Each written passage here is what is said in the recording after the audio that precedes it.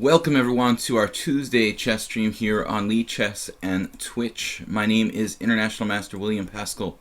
We're playing blitz and classical chess, accepting challenges anywhere between 5-3 and 8-3 time controls. Yesterday we had 15-2, but that's just once a week. And we're normally doing 5-3 up until 8-3. If you would like the longer increment, you can challenge me as high as 5-5. Whereas with the longer time controls, 8 minutes, I'd like the maximum increment to be 3 seconds. Anyway, welcome everybody. Today is normal stream. We're doing blitz and classical. We're going to get started in just a minute. Chess 960. I'm also willing to play 1 or 2 games. If you want to do chess 960, that's equally possible. We've got a couple comments here. Welcome everyone. Baku's Plukro. The other day, Baku's double-checked which book, an older book, and realized with the engine that some of the analysis in there wasn't really accurate. I think that that's the case, but I mean, in a lot of older books, there was no chess engines, and there will be like mistakes in analysis. But I think in most cases, you know, with these kind of books, in many instances, it's about concepts rather than concrete analysis. But I guess it depends on the book. Conceptual books, I don't think it's so important if there's some mistakes in analysis. Plukro, you're asking about d4, d5, knight f3. I agree, it's annoying. Closed queen pawn games are kind of annoying. Knight c6 is fine. Actually, you bring up an interesting topic, Plukro, because I was just thinking about the game yesterday, Nakamura versus Rapport. Ironically, it was a Chigorin. My favorite move after d4, d5, c4, knight c6 is knight c3. I think knight f3, bishop g4, or knight f3, knight c6, bishop g4 as played in Nakamura Rapport. You know, the Chigorin is playable for black, but Rapport played a strange move, queen d7. But anyway, to answer your question, I think the Chigorin is playable against knight f3, of course. Yeah, I mean, white can transpose to the Nakamura Rapport game with c4. He can play other stuff. I like bishop f4 in that particular line with white, but it's not anything great. Black can have chances to equalize. But anyway, fantastic game yesterday. Rapport up to his usual sort of unsound stuff, but he came up short. Very dubious variation of the Chigorin. So let's get started. First game is going to be Mule Skinner, Constant Change, then Bakus and Nabilk. We're doing just normal challenges today. I'm not going to just pick them at random. I'm going to take them in order that I get them. So 8-3. 8-3 kind of our preferred longest time control here. Mule Skinner yesterday, I was making references to boxing versus wrestling, you know. I like that analogy. Mule Skinner likes the closed positions. I prefer to get open games, especially at this time control. But when you've got an opponent who doesn't like open games, it's really hard to force open games. That's my problem like when facing the French. Actually, one of Mule Skinner's favorite openings. It's very hard for white to get an open game against the French. Practically the only way you can force an open position against the French would be to play the exchange variation with c4. Like e4, e6, d4, d5, pawn takes pawn, c4. Playing kind of Panov-Botvinnik style against the French. Although that's theoretically not really dangerous. Okay, anyway, let's get started. e4. I have played a lot of d5 against Mule Skinner because I like to try to force open positions. That's your best chance if you want an open game with black against the Scandinavian. I'm going to play e5 today. But, you know, in passing, the Rapport Nakamura, the only decisive game in the Grand Prix tournament yesterday in the UAE, FIDE Grand Prix, that is. A lot of draws. I didn't look over all the draws. Sure, there were some fighting games therein. But, you know, there were some games that I didn't see a lot of life. Let's try d6 again. I tried this against Geese in my stream yesterday. He played a very interesting idea. He transferred the queen d3, queen g3, like center game style. And looking that up after the game, I expected to find like Geese had some prepared variation, but in fact, the way that Geese played the game isn't that common. It's not that common. It seems like he kind of came up with it over the board. I wanted to send him a message and ask him.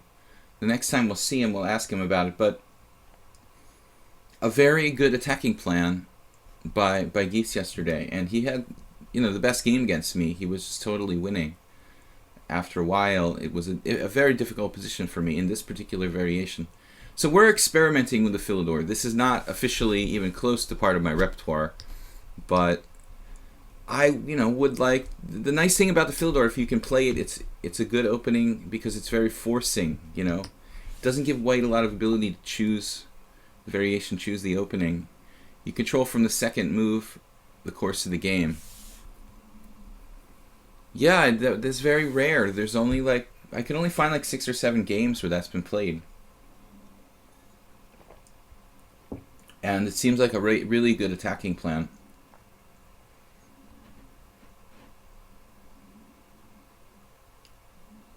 I didn't play very well. But I think against Queen d3 Plucro, I had to do something more direct. Rather than knight bd7 and knight c5, I can try c5, which is actually a common idea in this line. And I can also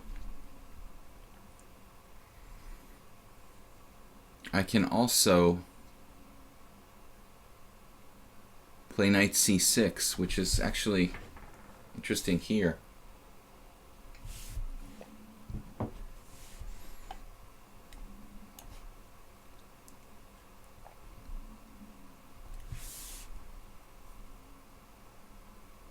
I'm not certain this is the best move for black by any stretch of the imagination. But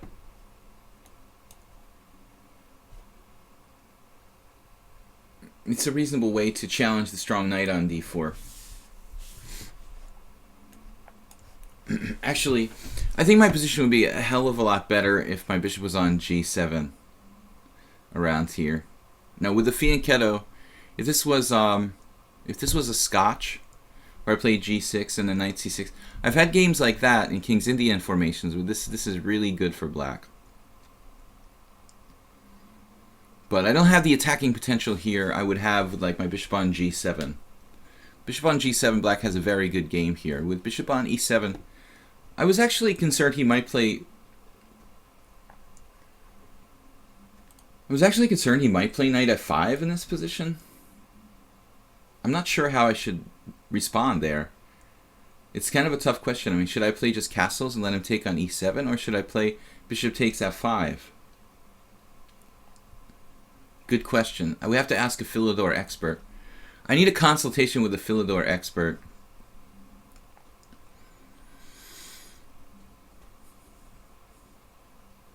My pawn structure is obviously not perfect, but we do have half-open b-file. We have the pawn controlling the center and the key central square d5.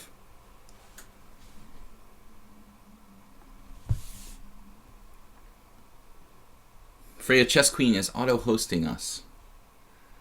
Thank you for the host. Now, Queen e2. Queen e2, to me that looks like a slightly exposed square for the white queen. There's no pressure on my f7. If white's bishop was on c4, I would think twice about this, but I think here, with his bishop quietly posted at d3, rook e8 seems like a good move. Not sure what the plan is with Queen e2, really. It just looks like he's kind of developing for the sake of development. We have white playing basically like the way that Nimzovich played against the Scotch. But he would put the queen on d3. Like there's a famous game, Nimzovich versus Spielman, in the Scotch, of course. The queen goes to f3. It's kind of thinking of what Geese did yesterday with queen d3, queen g3. I have another instance of where the white queen could post itself very aggressively, like queen f3, queen g3 type of ideas. But if you put the queen on g3, you have to keep in mind that I can do stuff like knight h5 because the bishop's on d3, not on e2. That's a virtue of Gisa's setup yesterday with bishop on e2, queen d3, queen g3. It's like a Sicilian kind of queen maneuver. And then bishop g5. In general, I don't really like this kind of move in this sort of piece configuration because he doesn't really want to trade my dark squared bishop off. That should ease my position, ease the cramp in my position. Although yesterday I did a very similar move in a Sicilian. Sometimes it's simply the only good square to put the piece. You know, here he could put the bishop on d2. It's not very attractive though. Thinking about rook b8 to loosen the long diagonal, then we have some tactics, maybe, you know, on this diagonal, potentially. Nothing spectacular at the moment. And then a final idea black can try is d5 at some point. But if you think about these positions in terms of pawn structure, my pawns might get blockaded later on. Again, there's a very famous game. I have it right here. This is Nimzovich, Hypermodern Chess. The first game is like a Scotch. The second game is a Scotch. Third game, I don't know, one of the first games in the book anyway. Scotch game. Similar structure. Queen goes to f3. Anyway, Nimzovich blockaded Spielman's pawns with like d5, c4, d4. Black played like d5, white played c4, black played d4, and then c5. And then the pawns on c5 and d4 for black got just blockaded and fell off. So what I guess my point is that we have to be careful about advancing these pawns like d5. Here, I'm thinking about maneuvering knight g4. Where am I going though? If I play knight g4, knight d7 perhaps. This looks like a very compact move. Playing like in a Sicilian. Sometimes I go to c5. There's a tactical basis for this.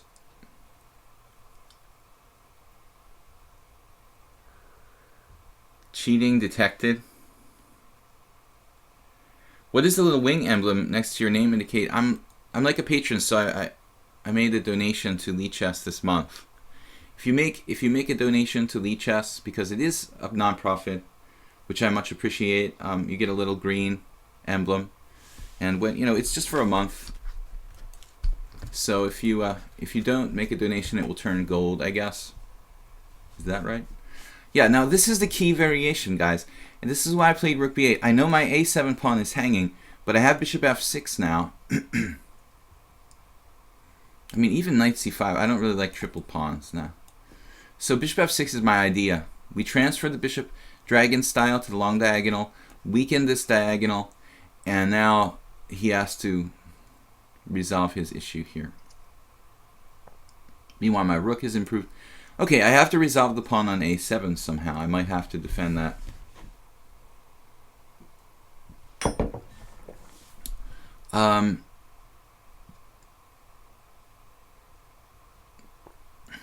Yeah. Well, honestly, I didn't really go much further because I didn't think... Actually, I don't know what I thought would happen here. This is basically forced. I mean, he could have played bishop d2, but now c5 is worth considering, controlling the center. But it's kind of committal.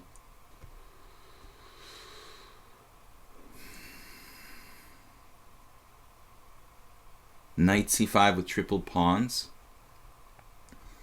is not that bad, actually.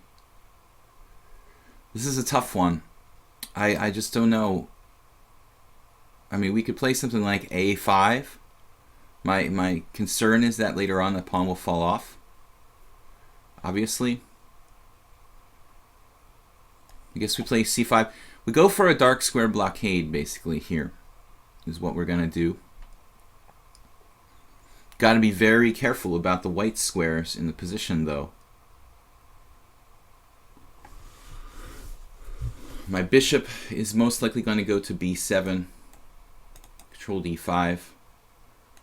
But there's other possibilities. I could play c6, however, if c6, this pawn on d6 becomes very weak. So I don't know, guys. There's a limited amount of time here. Which white stripe you people are talking about? White stripe? Like jack white? Alright. There's only two white stripes, right? Jack and his sister. F4. This is not what we expected. But I guess I'm happy to see it. It looks kind of weakening for white.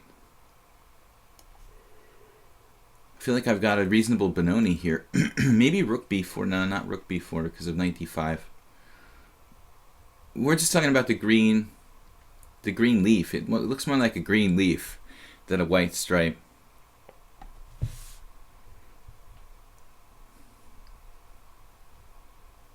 So I don't know, f4 looks a little bit like he's asking for too much from this position. He didn't overextend himself that much, but this is the key weak point, you know, that black's usually trying to get counterplay against in this variation. So f4 is aggressive, but he probably should play it safe with something like f3. But I think first priority would be to unpin yourself here with some kind of rook. Nice. The arrows are just uncontrollable here. Some kind of rook move, you know, getting out of the pin.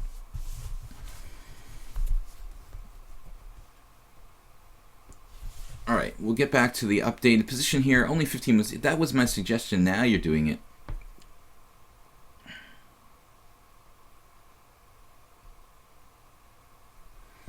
I didn't mean now, but anyway, it's probably good. Swipe the pawn. No discoveries to my knowledge.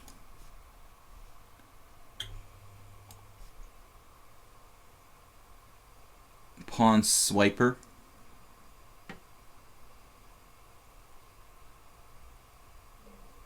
He doesn't have any real tangible counterplay. I guess my pawn structure is not exactly perfect. The isolated pawn on a5 is a little bit weak. a7, Freudian slip. There's a lot of psychology. You're eternal perfectionist. Can't stand the white stripe. What white stripe are you guys talking about? You're making me crazy. And in case you didn't see, bishop takes f5, e takes f5, queen, castle d5 is fine for black. Well, you know, I'm never really sure about those kind of positions, Blue Crow, but I would assume so.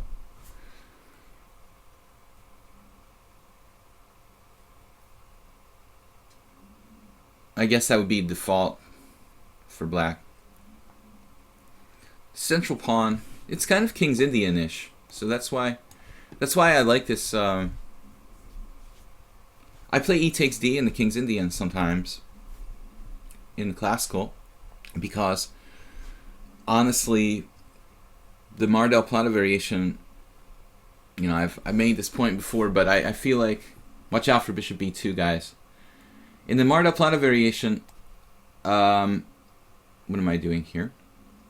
Is this okay to do this?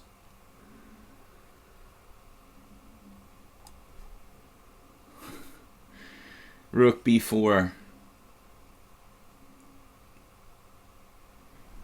In the Mar del Plata variation, if you know what that is, basically like e5 and knight c6 in the main line of the King's Indian, d5, knight e7. Positions get very, very close. It's kind of hard to play. Okay, now if queen f6, I lose the exchange. So queen takes b4. Knight f6 looks like a sensible move, doesn't it, guys, under the circumstances? What's my knight on d7 doing anyway here?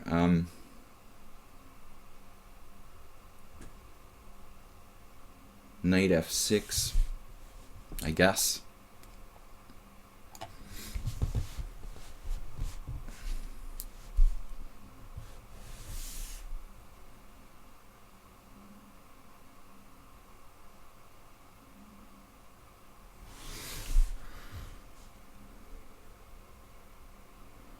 Okay, if we're threatening rook takes f4 now. Speak of the devil. He resigned. Why did he resign? We got another early resignation. I'm not missing anything here. No, Skinner like hallucinated and he hung something. I think he just resigned for no reason, basically. You have compensation of some sort here. I think that white isn't that much worse. If we look at final position, I think white is just a little bit worse, but it's not much. I'm not sure knight f6 was the best move.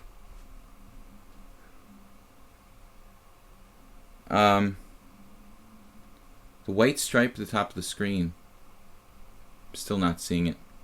I see a green line where the stockfish analysis is. Final position, it thinks I'm just a hint better. Yeah, this is a very strange resignation from Mule Skinner. He had some kind of hallucination that like rook takes f4 was good for me, but it's just like equal chances. Good game, Mule Skinner. Well played. All right. Just out of curiosity, I wonder if this is the best response to your move bishop d3. Oh, most people castle, but the question is like the next move after like castle. Do people play knight c6? Yeah, it's a pretty common move. Computer likes it. It would be normally like knight c6. Yeah, there's some games here. Sedlak has played this. He plays this a lot. This Serbian Grandmaster Nikola Sedlak, he's one of the main protagonists or antagonists with black, along with Prdojevic. And I don't know if Nicepiano is still playing this line for black, but Nicepiano was really like the first one to kind of start to popularize this at the solid sort of sub-super GM level. Right at the top above challenge logo and all. Well, the only white stripe I have is like my browser. I guess you guys are talking about my browser. I can move it up if it really bothers you. I'm not sure. Like, a piece of my browser is in the screen? Is that really bothering you? That's kind of anal retentive, isn't it? Okay, e4. We're going to play black.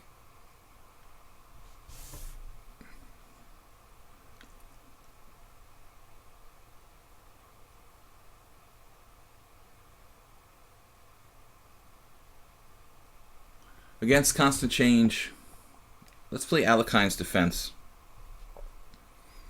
Perfect. Yeah. All right.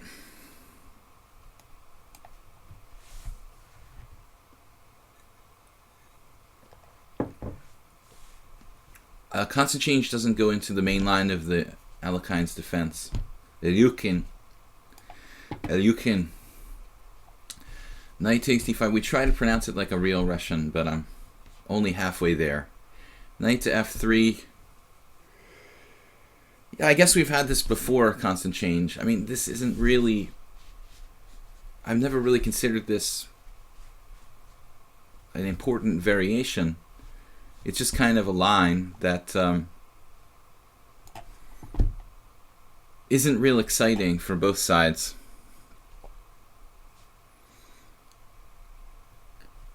No, keep it. Brock's defense, actually. Yeah, I kind of like torturing the other people who it bothers so much, but no. I had no idea what you guys were talking about, because the conversation started right after someone asked about my, my lichess leaf there. So I thought that somehow it was related. We had basically the same game on one of my simul games on Sunday. And I just have a kind of recipe that I play here for black. c6, e6, knight d7, bishop e7. It's not real exciting, but it is solid. I don't like taking on c3. It opens up play for white on the b file, which isn't really friendly. So I think that's far more relevant is white's play along the b file than black like doubling the pawns at c3. And knight e4 is pretty standard, kind of what the guy did in my Sunday simul. But it's not a dangerous variation for black. c4 doesn't seem like black really facing any danger again. But it's not a bad move. It's just a position. Just a practical position. I don't think that white has more than a tiny advantage here. He's not known for his knowledge of theory. He just plays practically, exactly. So we have more or less like a standard Scandinavian Caro-Kann type of position. Now, I don't know if castles is the best move for me, but it certainly seems principled. We have to give up our bishop pair, which I don't mind. I made many points about this. We've had this kind of position against constant change, in fact, but by a different opening, I think, in the Caro-Kann or maybe in Scandinavian. I don't know. Classic Caro-Kann structure. Don't like the knight at g3. His bishop pair is okay, but not really easy to use in this kind of position. The one good thing about bishop on f3, it stops me from counterplay involving either c5 or b5. But on the positive side, I made this point before, but black doesn't need to make a pawn break, and I'm not sure he even really wants to. Rook e8 is a very solid move. Maybe we'll even think about bishop f8 and create a King's Indian later on. Bishop there. All right, now what we could do if we want to do something active is maybe grab some space on the queen side with a5. I like that. A standard recipe. The constant change is playing bullet chess here, basically. Not sure. Saji, thought you hallucinated something, Mule Skinner. Yeah, well, I thought he hallucinated like rook takes f4 was good for me. That's the feeling I got. That like he forgot his f4 was protected twice or something like that. Now he played a3, and I think here I should play a4. Fixing my pawn in the correct color, and also giving me access to the a5 square. This can be a very useful space advantage to have on the queen side, because those pieces can actually go through a5.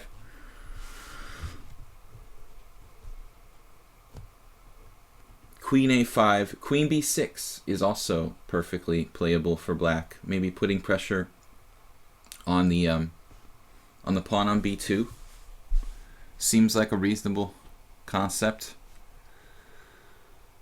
We can kind of bother his pawns. Might want to play bishop f8 though at some point. Is there any drawback to bishop f8?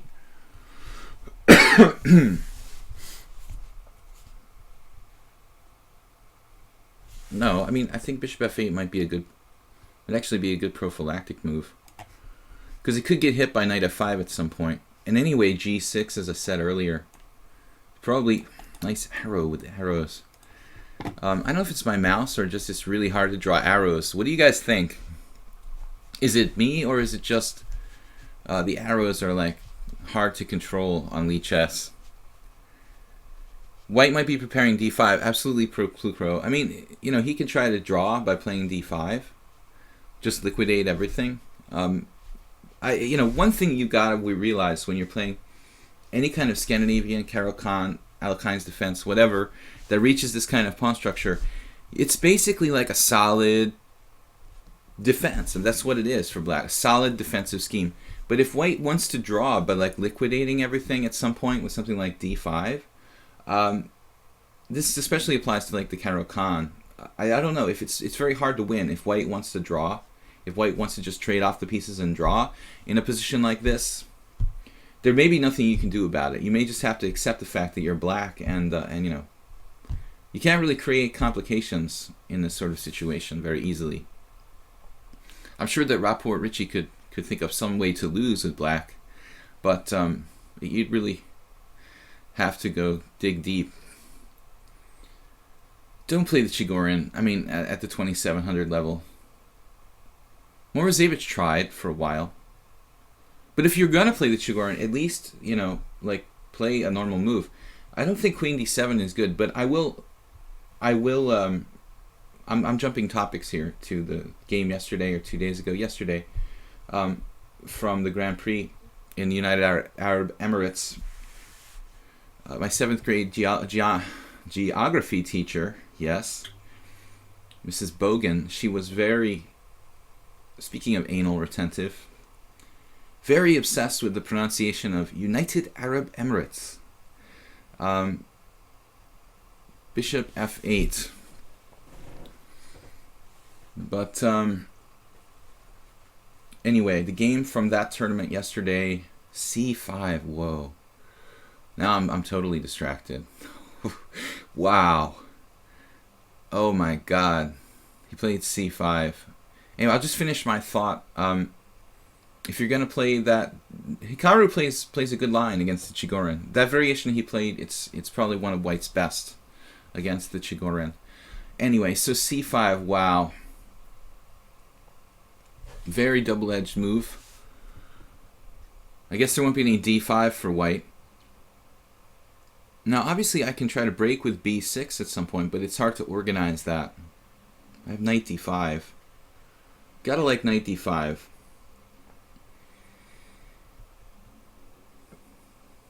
I mean, I think Knight D5 is fine. This is a good place to start. You know, that nullifies this bishop on F3. I'm hitting his bishop, so he doesn't have time for something like Knight E4 here. You know, if he takes, I take back. He doesn't have E4. It's like a Slav. It feels like a Slav defense. Well, that was a great game, though. Very epic battle between Naka and Rapport yesterday. I mean, honestly, I guess that Hikaru had it under control at all times, but it looked like it was real close to getting out of control if Hikaru like made one inaccuracy. I don't really understand Rapport's deal because I've seen him play, you know, and he can play really, really well. Normal chess, you know, if he doesn't go crazy. So it's kind of strange. Okay, here it's tempting to play E5 to try to break free.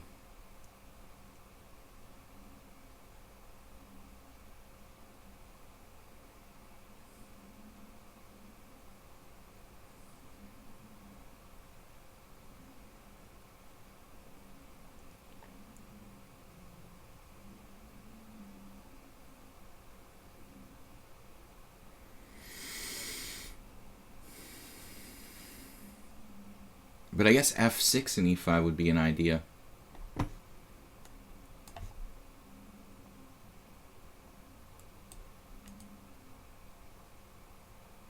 Rook A7 or Queen C8. Excuse me. Excuse me. My favorite square for rooks.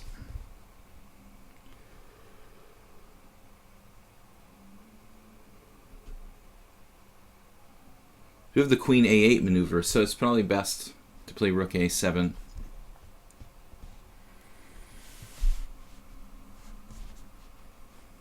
White is burning bridges behind him as far as pawn structure goes.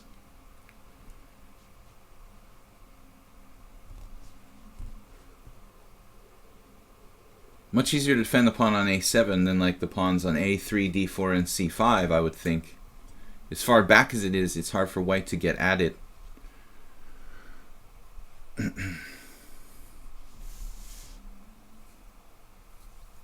You guys have no faith in Rook A7. I love this move.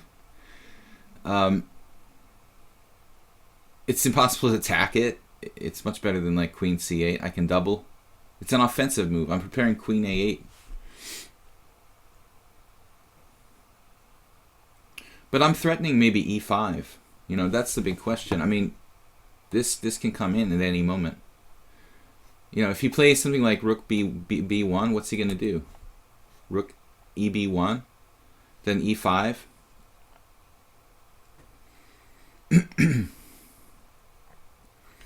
You guys may not like rook a7, but I mean, these pawns are hard to keep protected properly. No, I think white's pieces are superficially active, but they don't really have any concrete stratagem.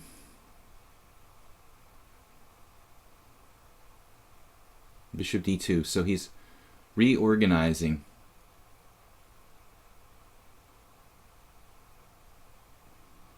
I mean, I could play e5, but that allows queen takes d5 now. g6 followed by bishop g7.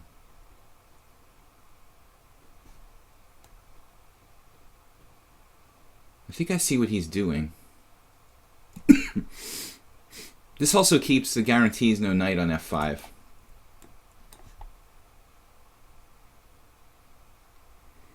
But I want to target this pawn on d4. Whoa. Okay. I mean, all my pawns are in the right color.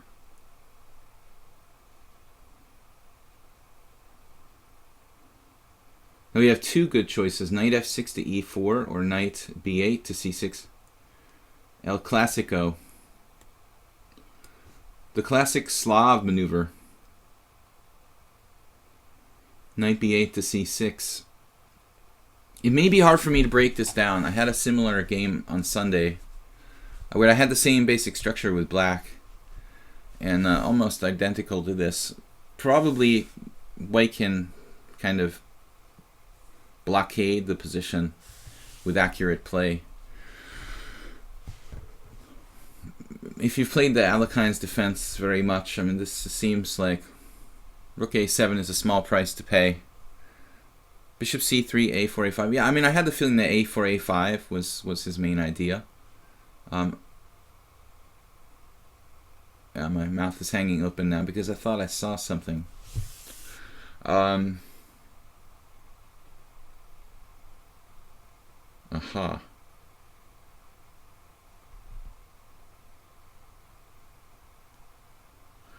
Unfortunately, b6 doesn't work. We've got a lot of pressure on d4, though. That will keep him occupied.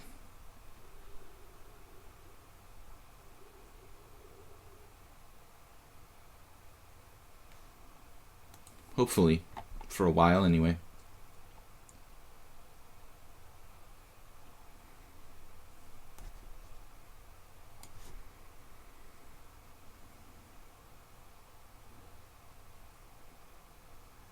The rook on a7 is an offensive piece.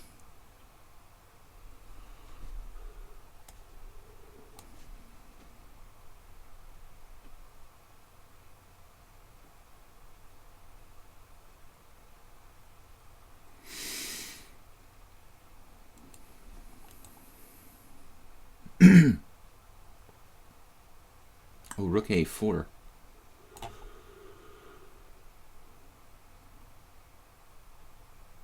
He's weakened a lot of squares. I mean, look at these squares. If my queen could get in there, I don't know, maybe I should have played something like queen f6, queen f5. I can also play h5 at some point. My favorite move, h5, to try to break up his pawn chain.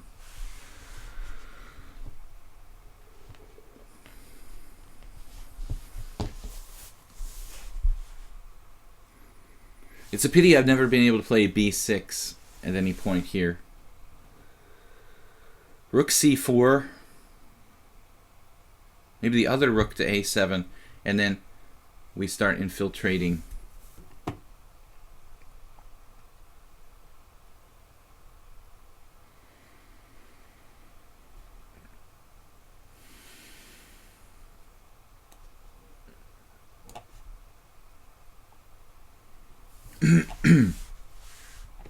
Yes.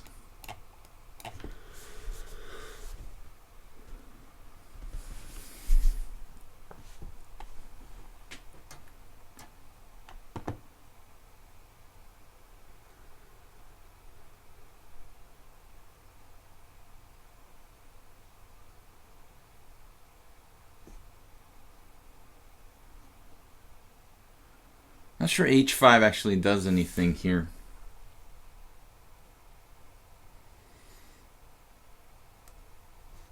Whoa.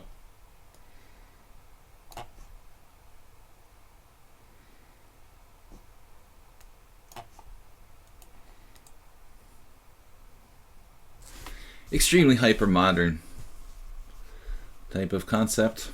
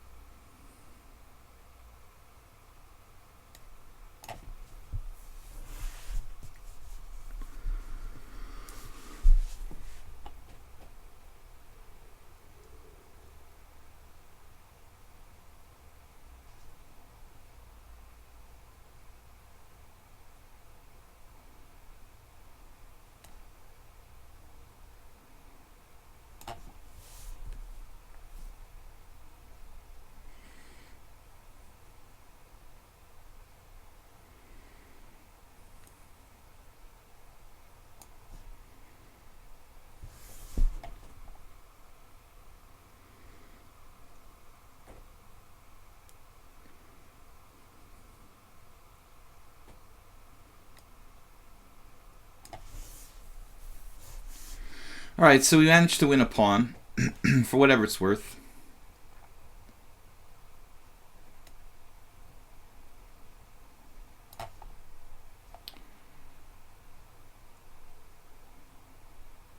Well,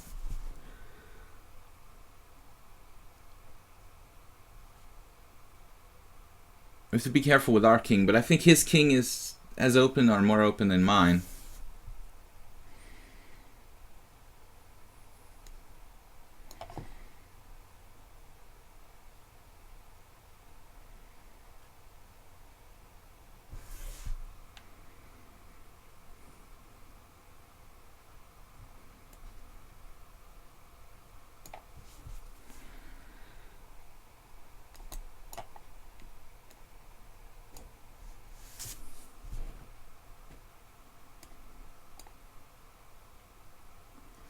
Alright, so strategic victory. Got a little bit messy at the end. Kind of sad, the knight e2. Well, constant change played very aggressively. I mean, c5, it's pretty risky, but maybe it's not bad. But he has to be able to follow up pretty actively. Risky plan. Okay, Baku's is up a+3.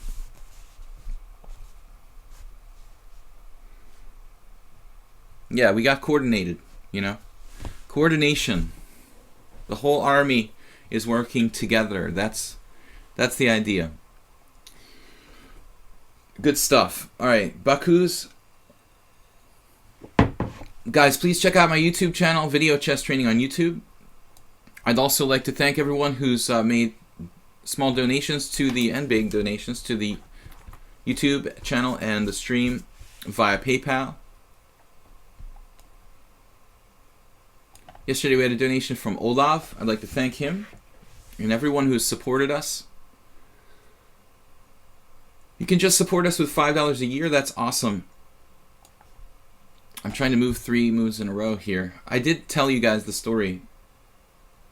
There was a famous game where I tried to move twice. I moved twice in a row. There was another game where I moved twice in a row, but now I can't remember where it was or under what circumstances it was. I don't mean to pre-move. It was not clear when it happened, but there was a second game where I tried to make 2 moves in a row. I can't remember. It's a long time ago. This stuff happened like 20 years ago. But knight c3. Tarash, maybe hedgehog. Can't play in time pressure. Well, maybe you just need to play more blitz. Then you'll be more comfortable with being in time pressure. I've played so much blitz that we all get nervous in time pressure, but you develop a kind of tolerance to it. It's kind of like drug addiction.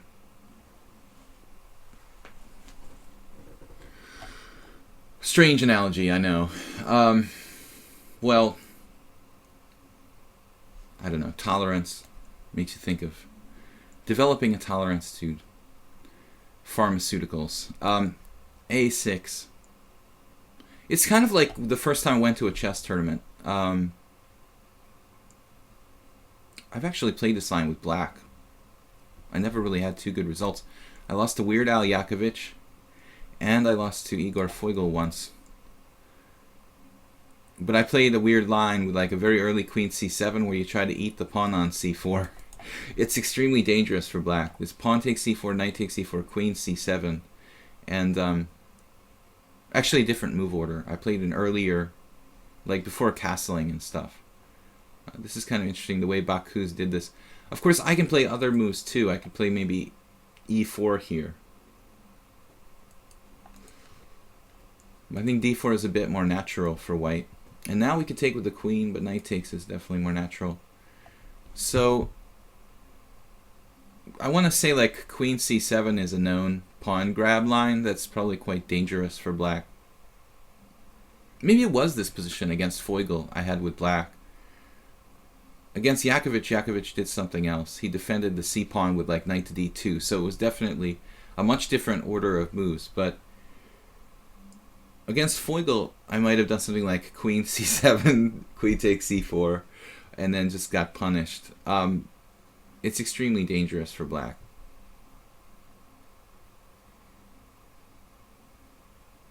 Although here, I mean, white might have like some simple way to just defend the pawn. I mean, maybe I can just play queen d3 and queen a4, queen d3. Usually this attempt to try to grab the pawn on c4, I feel like I just gave Bakus this idea. He didn't have this plan. Just he's, oh, all right, that sounds like a good idea. I'll do it. You know, it seems to me that against Foigle, it was something like bishop g5, queen takes c4, rook c1. When the queen is in a bad way. I guess it's theory, like bishop g5, queen takes c4, rook c1, queen b4, knight b3. Black queen doesn't have any squares. And then, well, let's go for it. This seems like the most aggressive way to play. You can try to defend your c-pawn if you want to, but I'm sure that there are some games. Most people with their right mind, you know, in their right mind, wouldn't do this with black. But I wasn't in my right mind when I played this against some kind of solid Grandmaster strength guys, obviously. I wasn't as solid as I am now when I was younger. I actually like to play a lot of crazy stuff sometimes. Weird Al. Yeah, no, Charles Hurtan was a friend of mine. He wrote an article for Chess Chow magazine, which is now defunct. It was a creation of Grandmaster Joel Benjamin and Mark Ginsburg and some other American chess players. And it was like a humorous, satirical chess magazine, which actually had some real articles. But Chess Chow featured an article by Charles Hurtan about the tournament where I moved twice in a row against this old guy, Hastings. And Charlie played Grandmaster Yuri Yakovich in that tournament. And Charlie liked to make up nicknames about everybody. And so naturally, you know, with Michael Jackson parodies and all that stuff in the late 80s, this was in the 90s, but still wasn't that far in the past at that time that Weird Al, you know, had done these parodic music videos. And so when you see Yuri Yakovich, you've got to come up with a nickname for him. So he became Weird Al Yakovich. And later, consequently, sometime in the mid 90s, I played Weird Al myself with black in English, but the move order was different against Weird Al, so he was able to actually, he chose to defend his c pawn with a knight, and I didn't grab a pawn, and Weird Al beat me in the knight ending. I remember very distinctly, some kind of very difficult pawn up knight ending. But I think that Charles managed to draw against Weird Al. My other game against Feugl, where I got this position, was a very bad idea. You know, to play against such a good positional player, this kind of pawn grab is just asking for death. So now h6. The black queen looks virtually trapped here.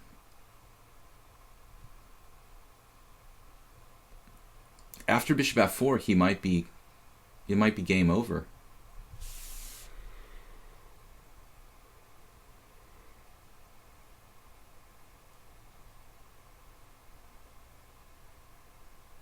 But it's ironic that he does. There's no way to actually.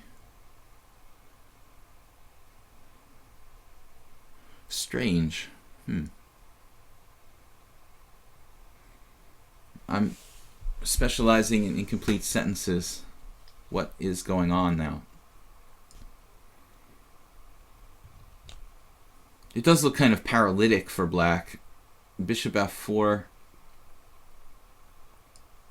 Bishop f4, bishop takes f6. I don't really like trading that guy off here. His queen isn't trapped yet, but it's very close to trapped. So bishop f4, if a3, queen b6, obviously, or queen d6.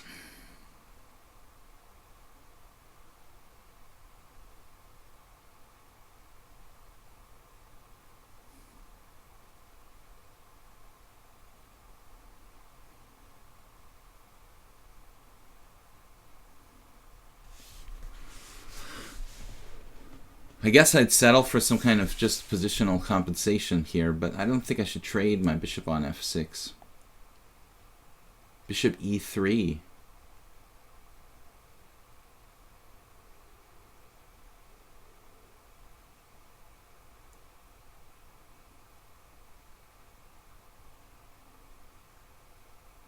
I think bishop f4,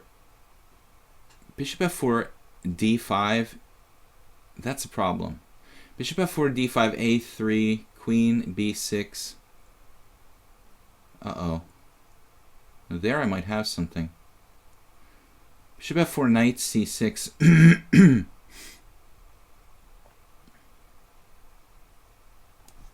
All right, I'm running out of time, losing my voice. I think yesterday's stream for the 3 hours was pretty taxing on the vocal cords. a3 a good way to retreat the bishop g5 with tempo, no?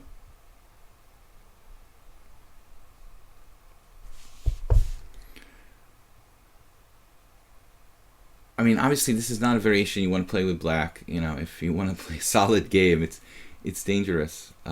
Okay, now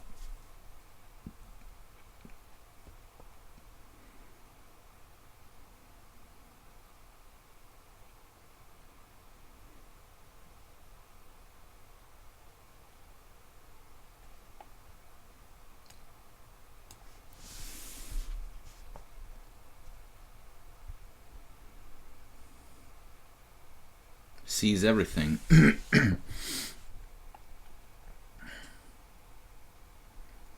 Bishop e3,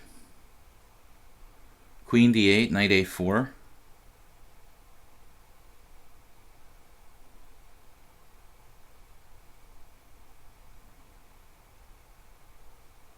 Or knight a4 right away.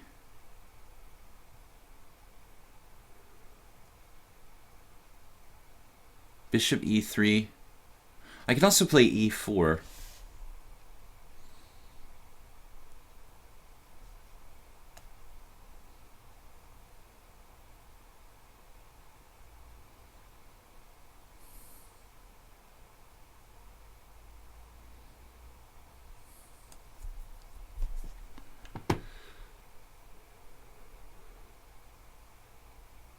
feel like I really let him get away with something here.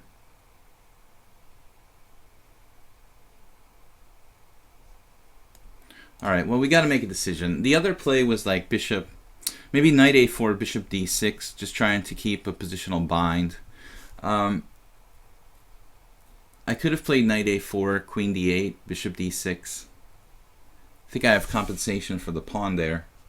e4 is more aggressive.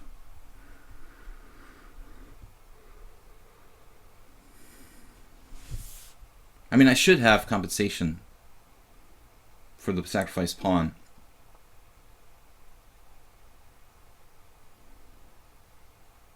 Surely playing bishop g5, bishop f4, e3 would mean that playing a3 first was better.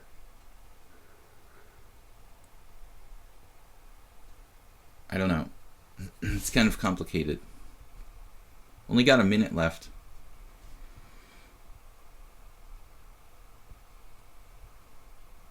I don't think there's anything as deep as that, Blue Crow. I just feel like I made some slight mistake, and e4 was the best to come up with.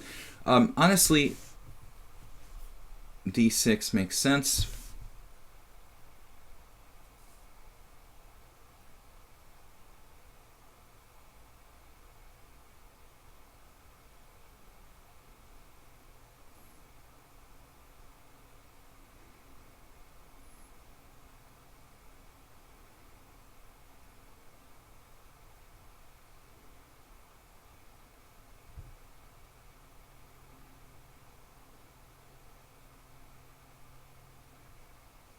Feels like I should have something here, but I just don't see it.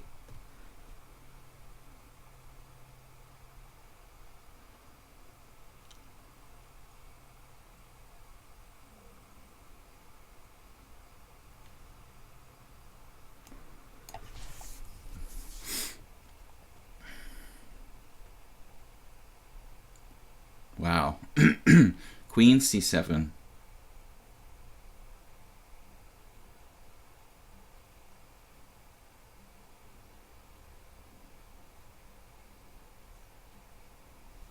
I have to admit, I didn't see that. Kuz is pretty fast, man. 1700 blitz. Just needs no time to calculate. This queen was almost trapped. So basically reduced to playing the Smith-Morra here.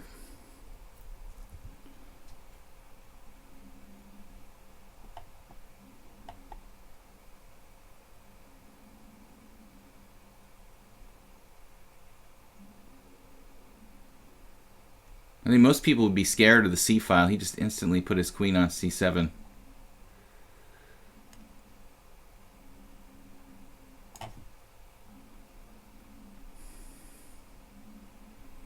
We have compensation, but I don't know if it's enough.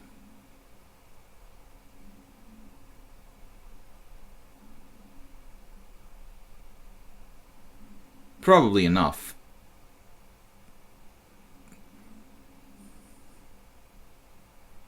Standard Smith-Morra.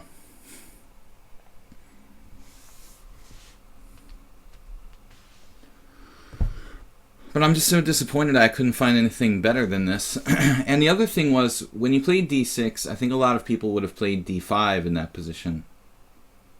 I try to break my initiative by sacrificing a pawn back. Of course, the thing is I could also play e5 and turn it into a French type of position where I'm down a pawn with some kind of bind. I guess Bakuz didn't like, he didn't like the French structure. Well, a lot of French players would have gone for that. But I think objectively here, I mean, I like my bishop. I like my rook on the c-file. It seems like we should have pretty good comp.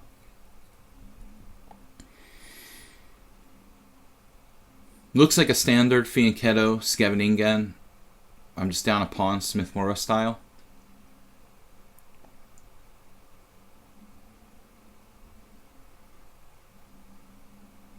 My queen should probably go somewhere. I don't know, d2, e2.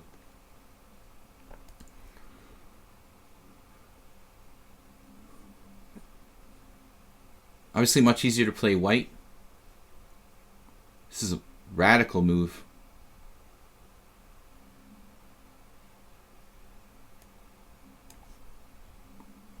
A5. Wow.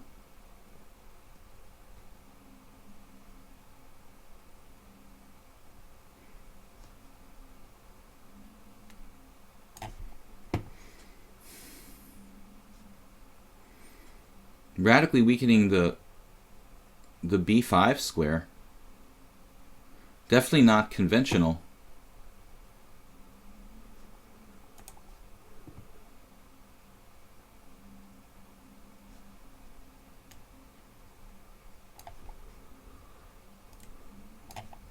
He's extremely fast too.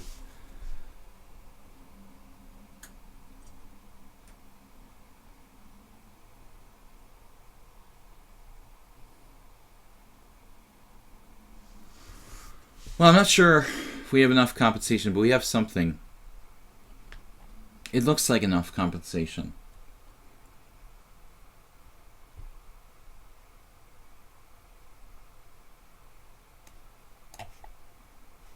Man, knight d4. Very interesting and resolute move.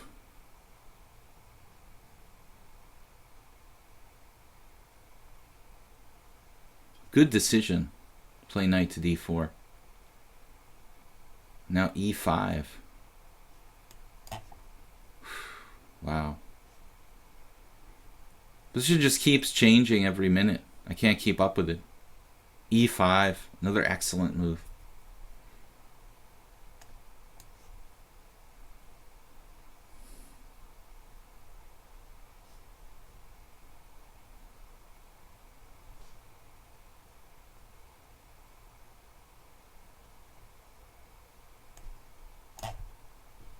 I didn't want to see bishop g5 at some point. But he played, if you look at the analysis board, I'm sure that he played really well this game. I mean, I think that I may have had enough compensation. It says black's better at the end. Half pawn. Tiger Petrosian versus Kyrgios. Let's see. Okay, so here we are. Right. And queen d3 is the main move. Surprisingly, my bishop g5 is very rare. But it has a good score. Just a few games. It's like the computer's third choice or something. There's only one game in this position. Wow. Queen b4, best move. And then knight b3 is passive, apparently. Somebody played e4 here. Threatens e5, that makes sense. But black has time to play d6. Interesting. I'm surprised there's no games here. But it was basically a well-played game. Both sides won inaccuracy. Yeah, I thought I swear I've seen a game with d5. I would basically swear I've seen a game with d5 here. Maybe the next move after knight c6. I'm not sure about h6. But, I mean, I know the master database here on lichess is not complete. I mean, there are just tons of games that are not in there. So, I mean, there are like World Championship games that are not in there. So, you know, it needs to be checked with a chess base, you know, really. Yeah, let's take it back. I can't do takebacks. I guess Nabil has no takebacks set. Nabil, do you want to just re-challenge me? If you're listening, Nabil, he made a mouse slip with d3. Yeah. Well, you're going to get black, unfortunately. But there's nothing we can do about that. Nothing we can do. You'd think if the game were aborted, it wasn't an actual game, the colors shouldn't change, right? Does that make sense? Not really, right? If we haven't played any games, I don't know how color alternations work here, but he should play the same color again. Anyway. Okay, Nabil.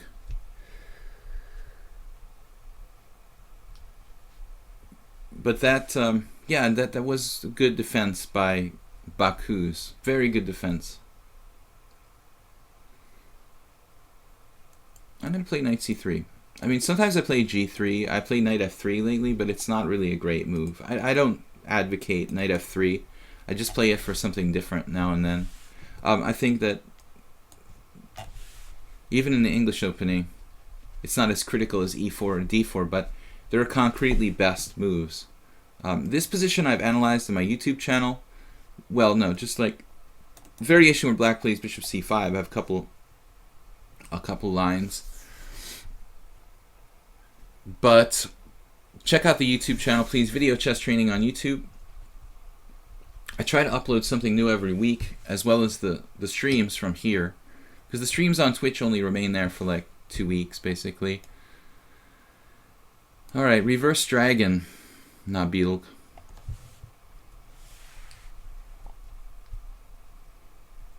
If you abort the game and then rematch it, why don't we play with the same colors? It doesn't make sense to me.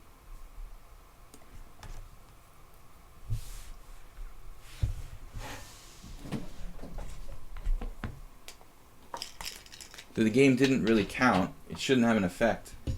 So it should just be like a do-over. If he resigned or something, then I can understand we play alternating colors.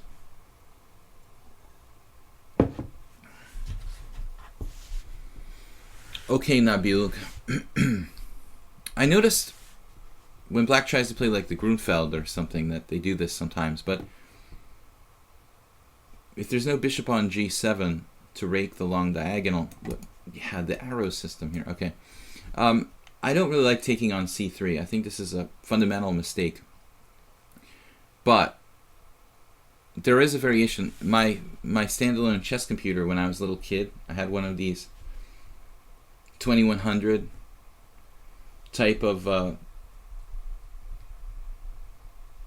chess computer made by Fidelity Electronics or whatever, and this was around 1986, 87, maybe 1987, 86, and that computer loved to play this. It loved to play knight takes c3 and e4 in this position, and it's like a reverse of an accelerated dragon line. With the computer I had a lot of games with knight g1. We're talking about something from 30 years ago. Knight g1 after e4, and I would get a big initiative. But it's also interesting to sacrifice a pawn with knight d4. I think I prefer knight g1. Bishop c5 though, something else. So, I mean, knight takes e5, knight takes e5, d4, that's not good for white. Actually, I looked at that the other day. Knight takes e5, knight takes e5, d4, bishop d6, and black is probably at least equal. I don't know why I was looking at this obscure position. You could play d3 here.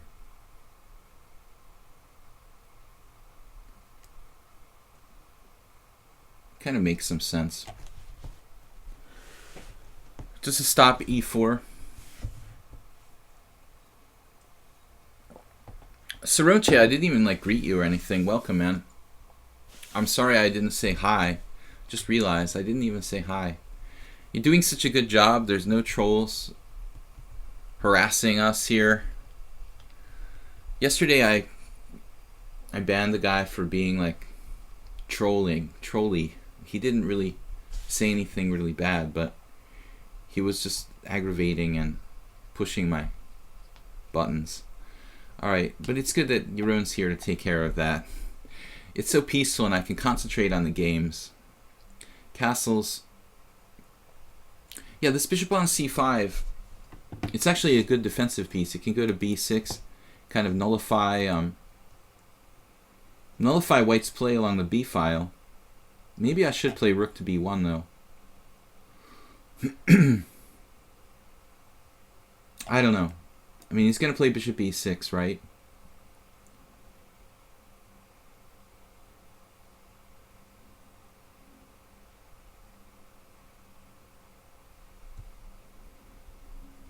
I really want to stop black from playing e4 at any points.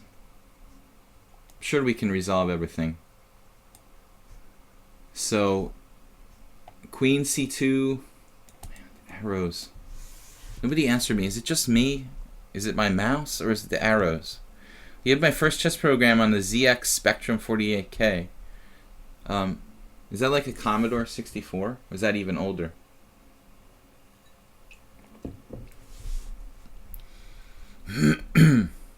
Is d5 a threat here? You mean d4? I mean, I guess if I wanted to play d4, I would have set up differently. Probably not wasted time with d3. I mean, I suppose in some positions. Now he plays bishop e6.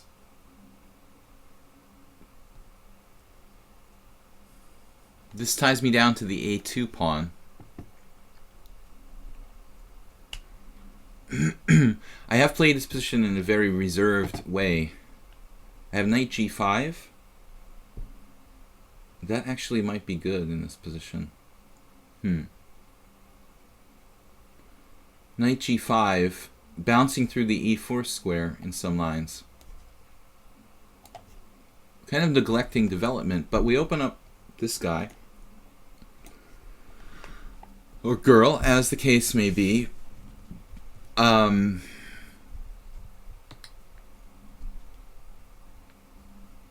F-pawn isn't moving anywhere. I was kind of hoping for like knight e4, bishop somewhere to e3 or a3. And then trying to land a knight on c5. I might be able to bounce this guy. These arrows seem like they've gotten more difficult to click on. I may have a little cold or something, guys. I noticed yesterday I was having this. I was getting a little hoarse after the third hour of the stream, and I thought, oh, it's just from talking, but maybe I have to take some vitamins or something, because possible. I've been fairly lucky this winter. Bishop d7 looks like a very odd move, Nabil. Well, you have to go somewhere, don't you? d5's no good because of e4. g4, h3, bishop h5. Maybe that's interesting, keeping pressure on. Now you have rook b1.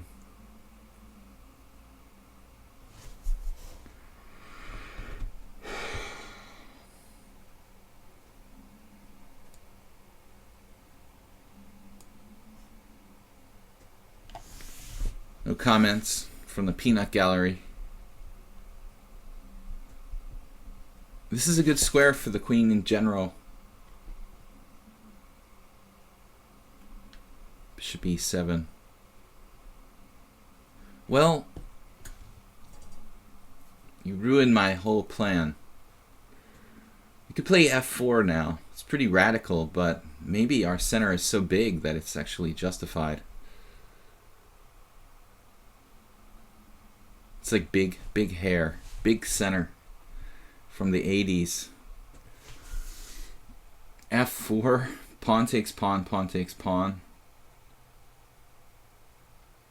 It's pretty risky.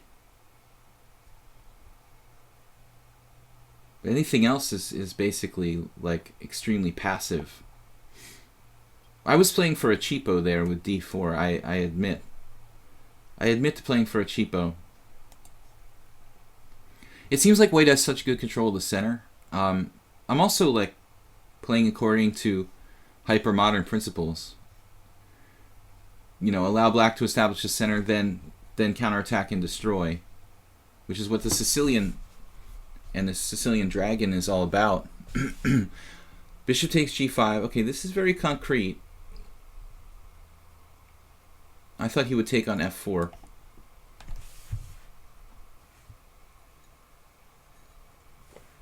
Now, black should hope to maybe trade off my bishop on g2.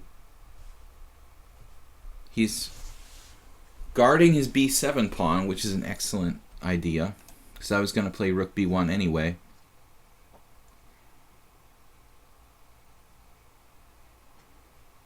Now I'd like to have some kind of kingside attack around here.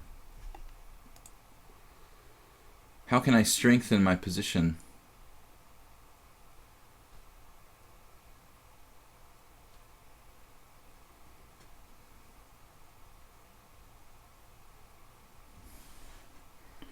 How can I get coordinated? And what's my plan here?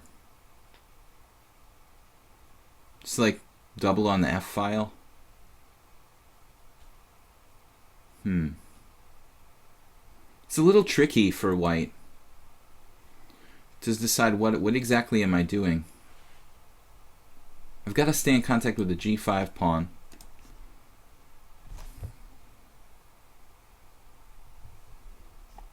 Maybe just play some simple move. Wait and see what he's going to do. He could play B5. It seems like a strange, somewhat risky idea. I don't know if this is the better square or bishop E3.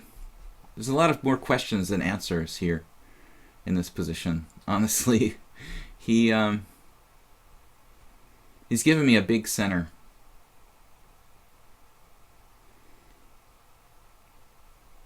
I like white, but it's not clear. I mean, we've got pressure along the F file on F7.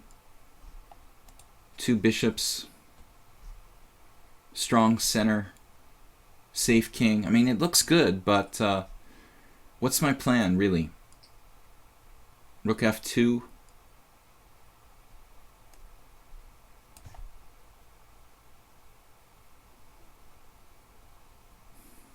Yeah, I'm out of there. I decided in this is like, we're going to turn this into playing for a big center.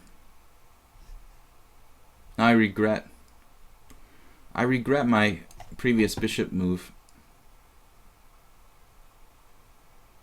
Our bishop's bad, but we have a great center. We can try to overrun black, I guess. It still seems like black's okay in this position. Unfortunately.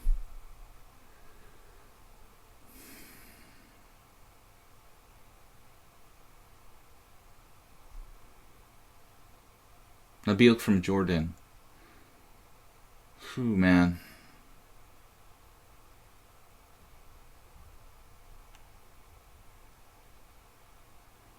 I've got to keep everything protected. This is actually quite awkward for white. Now the D3 pawn.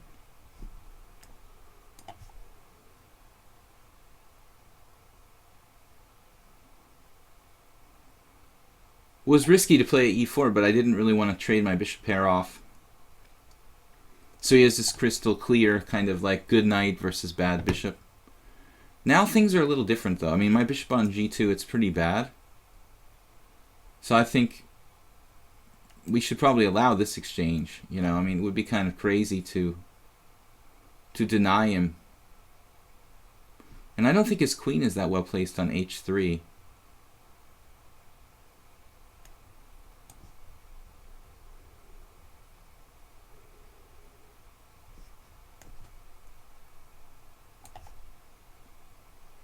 Yes, it's better to play D4 than have a backward D3 pawn.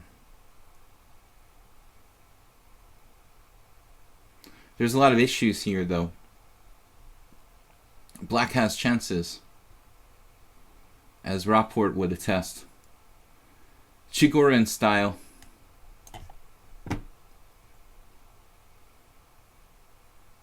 He has moved no pawns. No pawn moves. Check it out.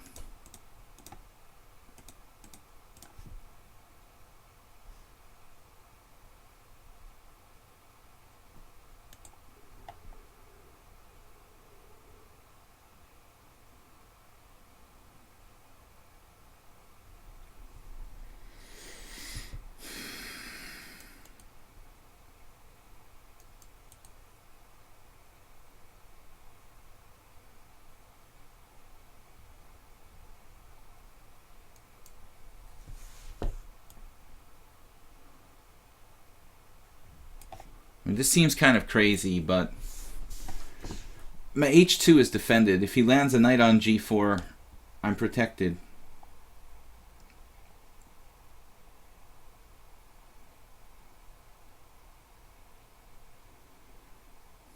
You know, can I take this pawn on C7 simply? Queen takes c7, knight e5, queen takes c7, knight g4. Rook goes somewhere.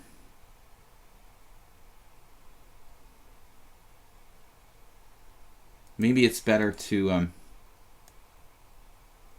my bishop on a good square. Where though? Bishop d4.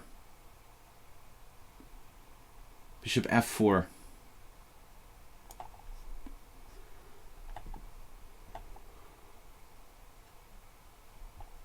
And Nabil is like 2 minutes ahead on the clock. Wow, no pawn moves.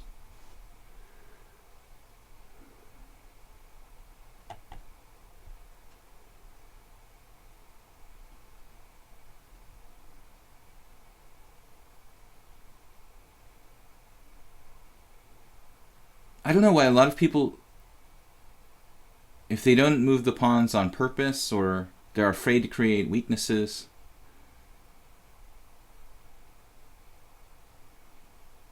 it was Philidor who said the pawns are the soul of chess, right?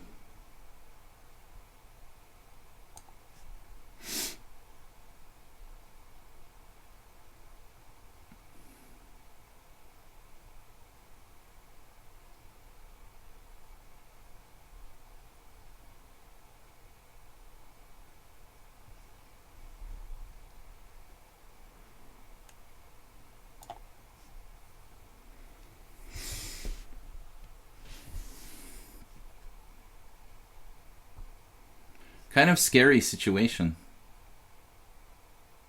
I don't like his queen on h3, obviously.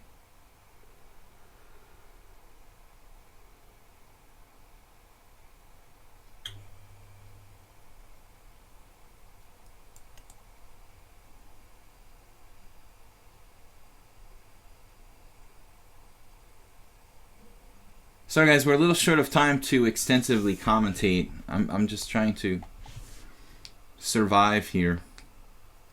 Was a risky plan to allow knight g4.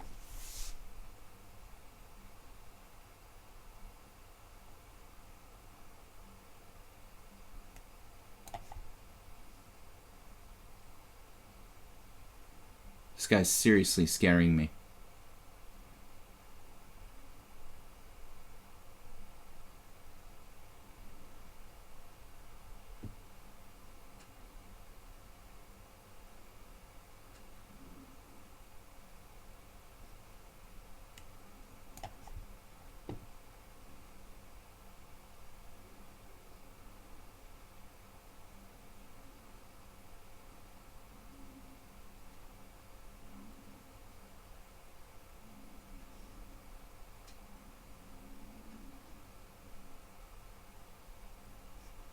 Wow, 1915.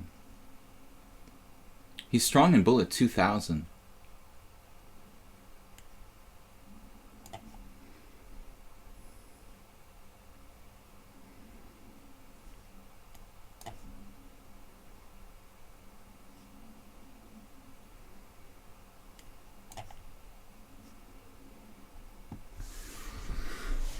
We do have a strong passed pawn.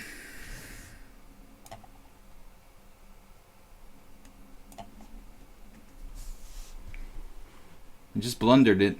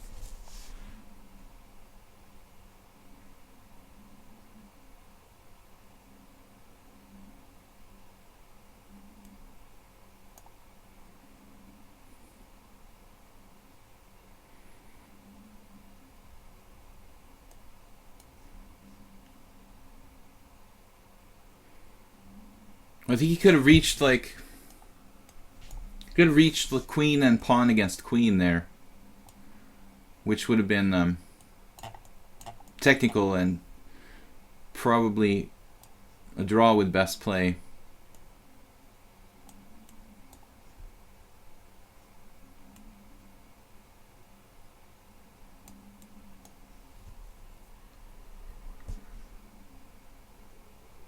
Yeah, I didn't accept a draw. I just didn't think there was any risk there. I could just play for a win, but it's probably a draw with best play. Earlier, earlier black was better. You know, definitely better. I'm curious how much better. Like if you had some kind of win or something. Maybe not though. I was really on the edge. I thought that I was close to lost. I wouldn't be surprised if somewhere black was winning. He had at least a draw. Then at one point, here, he was equal. He did offer a draw, but I thought, well, I can try to win. I mean, it's earlier though. I'm curious. Here I was worse, but not too bad. Here I was pretty worse. Like when I played Queen F3. Interesting. That's an ending where he could have. Yeah, he should have held there. But earlier I thought I was worse and I wasn't worse. That's weird. Like around here I thought I was in trouble, but I guess he just didn't have any threats. So my worst position was yeah, well, this position is like a draw. I mean, okay, this position, yeah, okay, this is where his position was the best. 0.7. Knight h5. But I can probably lose a pawn and still hang on if I can trade queens or something.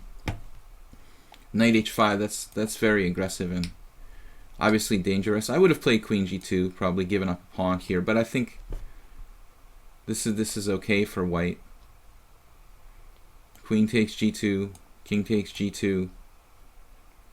He has rook takes f4. Wow, that might not be bad. So this kind of thing. That could be winning by force. Wow, craziness. Maybe queen g2, not a good move for me. This has to be lost. Yeah, the computer just doesn't see a horizon. How can this not be lost for white? Strange. It just doesn't see a horizon. So I can't play king g2 there. I have to play something else. Queen g2. No, Nabil was better. He was better. Back to basics 7-3.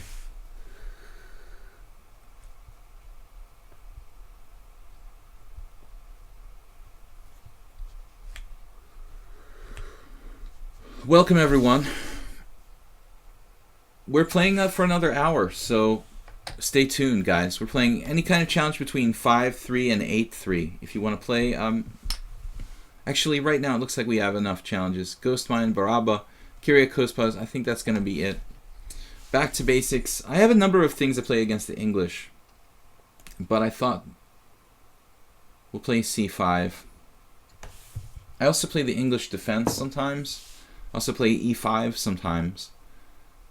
Let's see what we get here. Play our main defense. Symmetrical.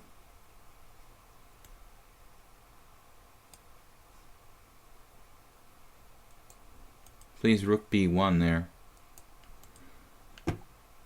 This is a pretty rare move. I mean, normally white plays a3 or e3 or knight f3.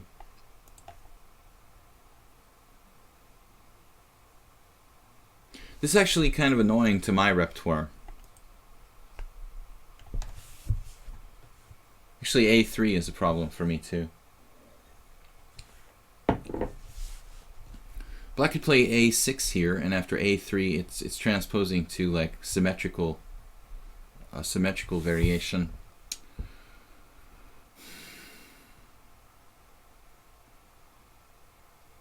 I wonder what's wrong with like b6 for black. b6. Probably nothing. Let's try that. Kind of experimental. Rook b1 is a fairly rare move, but I don't think there's anything wrong with it. It's more common to see a3. a3, a favorite of Yasser Seirawan.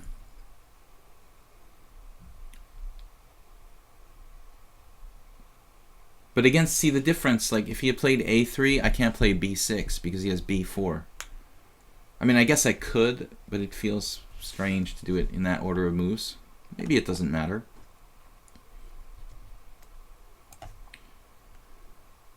I remember very vaguely Hungarian Grandmaster Boros Danish playing something like this with black.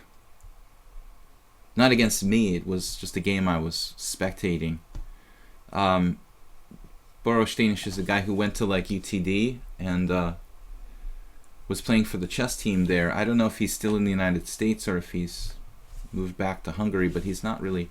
I haven't seen him in the chess scene here. Got his GM title, but then I guess he wanted to pursue something outside of chess as well. b4. Well, obviously he's threatening pawn takes pawn. We could take on c3 now. It looks a little early to do that, to try to play Nimzo Indian style. Is there anything wrong with d6? I don't see anything wrong with it. He's got queen a4, queen d7, right?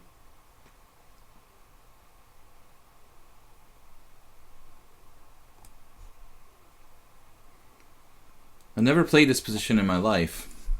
I have played similar type of position, similar positions, but not this exact one. Knight b5. Someone mentioned knight b5. Doesn't seem very appropriate at this particular moment. You know, knight b5 is something that you'd obviously do if black played e6. But against d6, we don't have this like weakness here. Like no obvious weaknesses on e6, or I mean d6 and c7. No, knight h3 seems like a typical kind of move. I mean, I could do the same thing, like knight h6, knight f5, focusing on d4. But I can also just simply play knight f6, which is a little more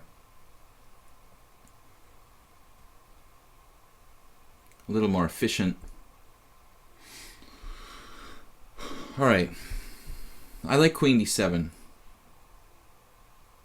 I think. I'm very convinced about it, but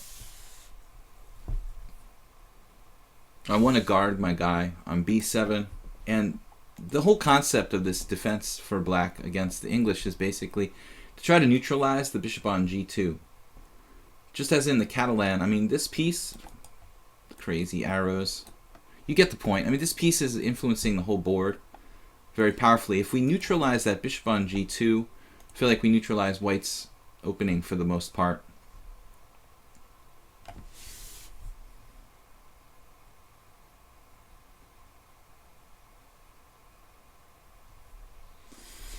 In the back of your mind, you have to look for bishop h3, but I don't think that's really great. Worth considering that he could do that, though.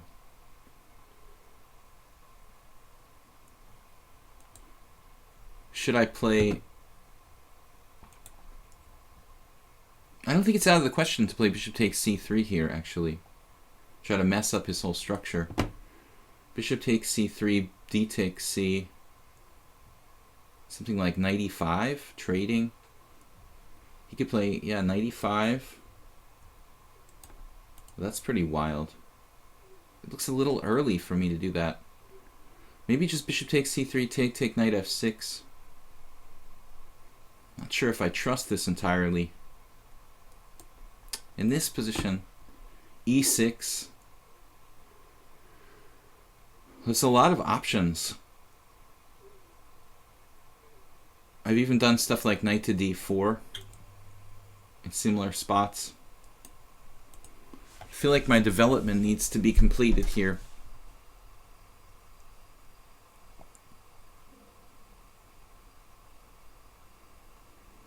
Now, objectively, maybe just knight f6.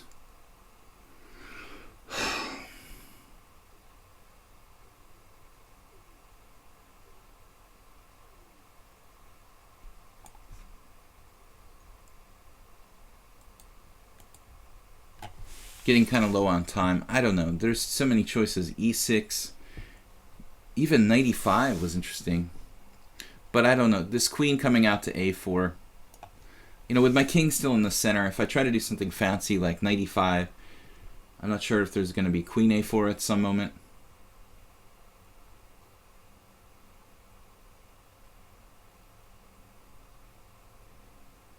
Looks like white's a little better here.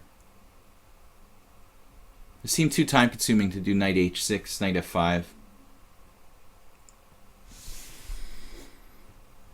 If he takes on c5, by the way, you know, although this is not really a standard happening all the time in English, I'm probably taking away from the center with like d takes c5. Though I don't have to. You know, I don't think he has an exchange sacrifice on b7, so...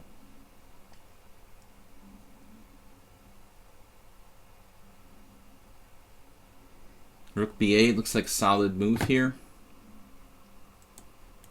I'd like to trade the bishops on the long diagonal if I can.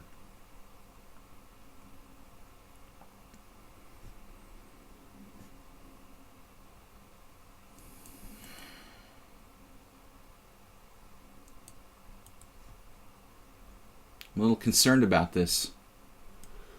Alright. I was even thinking about rook fb8 might be a move.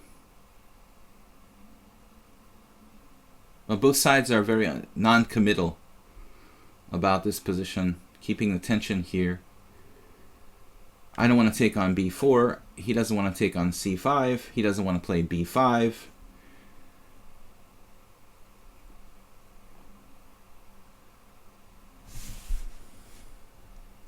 Can't make use of the discovered attack on the hanging knight. Not really. Nope. No good discoveries. I mean, maybe I could play knight h5, actually. Then he could play knight cd5. That's actually an interesting idea, knight h5.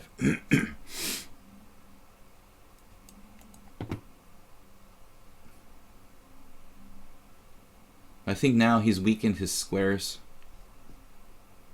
He's weakened some squares. Just a tidbit. Knight h5 was an idea, but I don't know if it was good. Obviously now d4 will hang his c4 pawn, so he has to be cautious about that. He doesn't have f4. f4 is a very weakening move for white, though it may be playable at some point.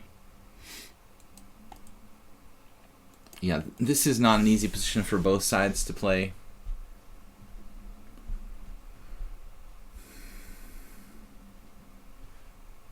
Yeah, I don't really want to let him have that square for long term.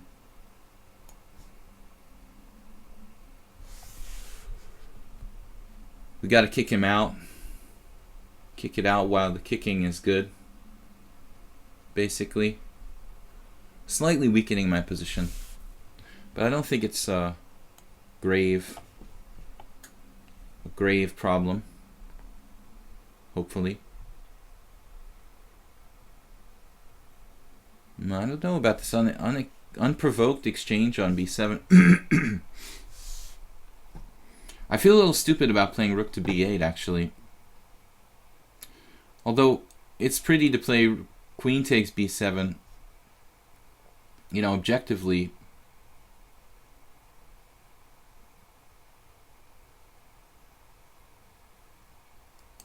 Well, maybe we induce f4.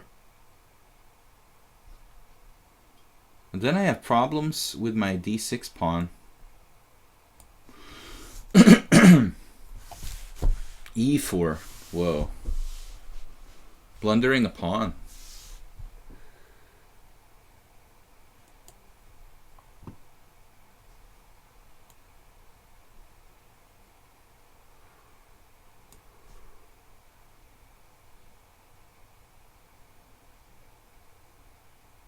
hope I didn't miss something here.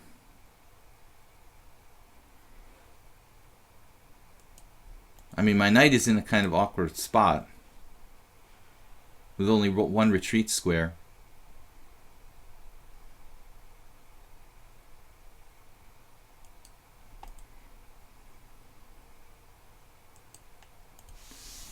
But I mean, e4, I think I would have preferred, well, he had to guard the c3 knight, actually. Well, knight e4 he can always play. Knight e4, bishop e7, then he can think about it. But let's see. I didn't really like bishop takes b7 for white. Played knight d5 here. What's that about? It's totally freaking out. This is kind of a neat trick.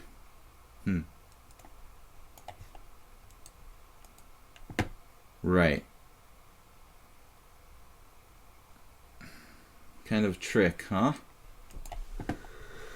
Alright, we'll take the central pawn, I guess.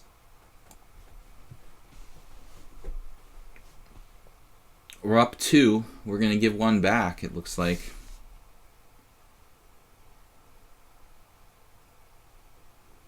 We're going to give 1 back.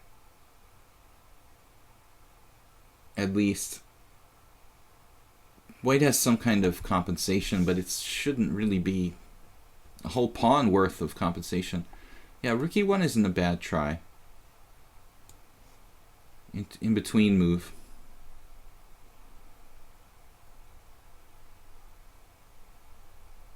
Although I could have exchanged on b4, I guess. Now white is just lost. He's down 2 pawns.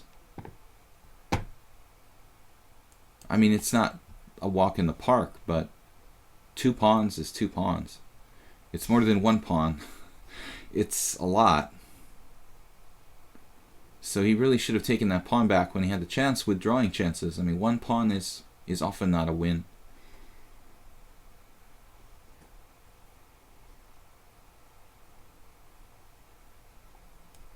Panicking. f5 is okay, I guess. I'm being a little bit obsessive.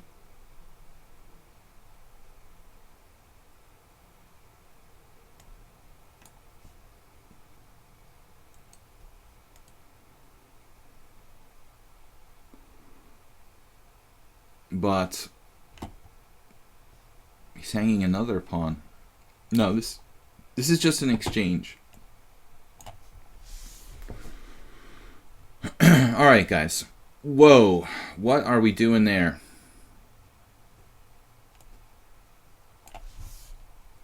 Man, I'm starting to panic.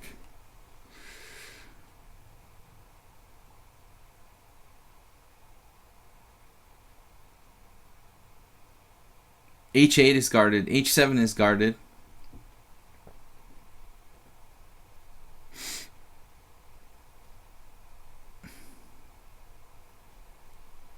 Alright, this is starting to get kind of irritating. Like, white is what? What is white doing? Playing for some cheapos on the H file.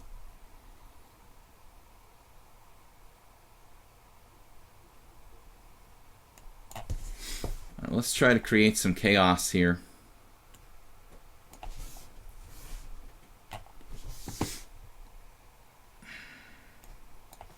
Man, dude.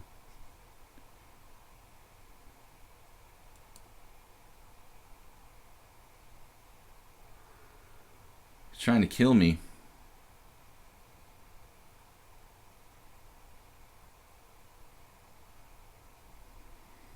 Somehow we're still up 2 pawns, although I feel like I played really, really badly here. Maybe Back to Basics should play like e4 with white. The way he plays for checkmate on the H file in the English opening, he might be better off opening with like the white side of e4. It feels like he's in his element now.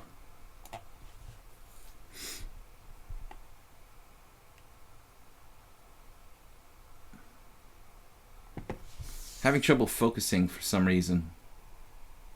I need open lines. Yeah, let's be practical. We need open lines.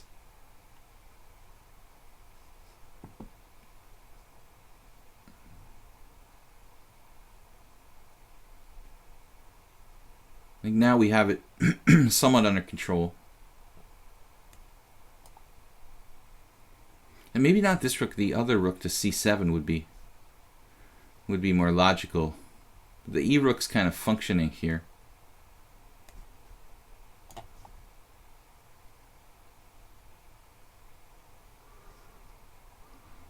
Okay, I guess I just win the queen. Well, back to basics. Just blundered the pawn on c4. I mean, it was not a bad opening. Ghostmine challenging to 5-3. The English is really, really tough, you know. I mean, to play with black, I had this dilemma on Sunday against a guy who was a little under 2,200.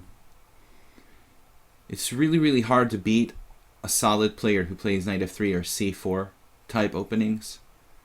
Even for an international master, even for an international grandmaster, to beat solid players playing the English or knight f3, it's not easy. It's never easy, you know. But there are a couple moves that back to basics. I thought he played the opening perfectly, but I'm not sure why he exchanged on b7 unprovoked. But then he I didn't really like e4. It seemed kind of unnecessary. Okay, beside the fact that it was dropping a pawn, I guess that's the more important factor. Tense position. Bishop f4, I'm going to play e5. You're going to give me a tempo. I'm going to play and take the center. The Ghostmine sometimes plays some very bizarre opening moves. Have I played Eric Hansen? No. No, I haven't been very active in the last 6 years. I played just in Hungarian Team Championship.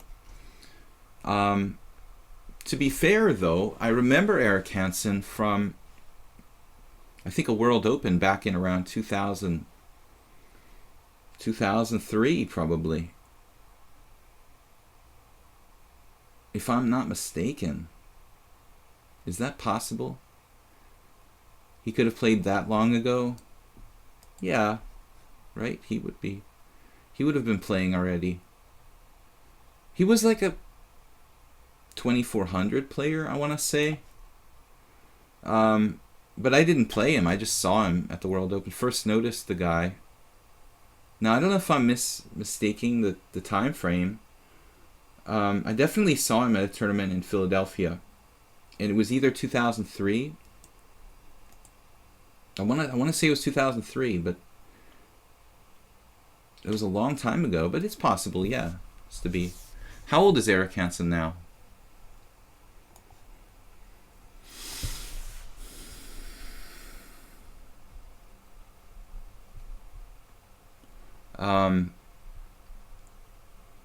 Bishop e2. So Eric Hansen recently played in the Boston Chess Congress. Got nicked by some low-rated player and didn't tie for first.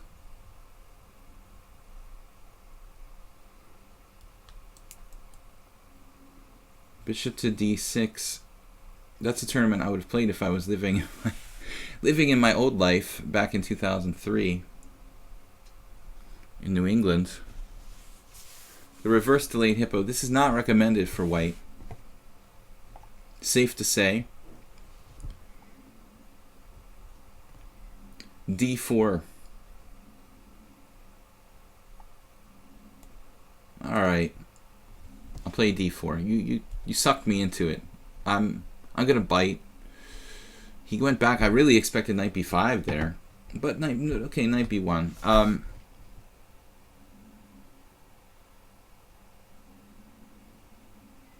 White's obviously in bad straits here. No space. This looks like something I would do when I was on tilt.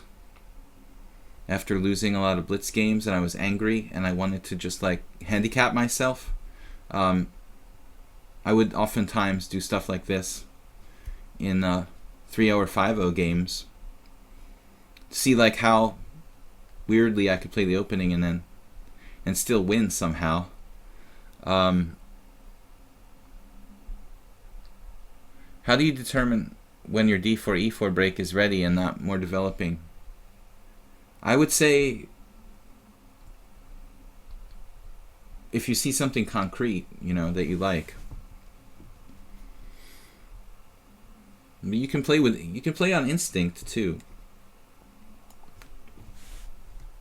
This I prefer the full development. He's obviously playing like knight h3. I could play e4 for black. I'm sure that e4 is okay, but it's very tedious, this position. I can probably take on e3 as well. Open up the game. I mean, this should really be good. Open it up. Open it up now. We've got a lot of development. g3 is weak. His king is weak. To answer the question, I mean, I would say release the tension and start to open it up when you see something concrete. I mean, I'm seeing like f2, g3 look like they're falling apart now. So, I mean, in principle, this is a bad move, probably giving up my strong pawn on d4. But if we've got this concrete problem for white, then it's game over. He should take back with a bishop there, obviously. But I had a very, very strong f4. I mean, it's probably lost position for white, no doubt. And now, well, obviously bishop takes g3, but the question is it even stronger to play like another move? Well, I guess we take first, ask questions later. Well, knight takes e4 is also very strong. And pawn takes e4 is also very strong. Opening up the f-file for my rooks and stuff. Oh, man. This is really... Everything's good. Now the f-file is open. You guys see that, right? Well, Ghost Mind...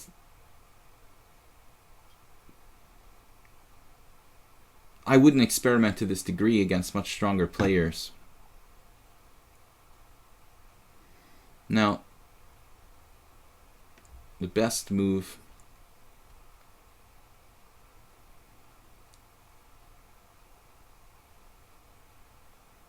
Knight takes g4, bishop takes g4, bishop g3 check.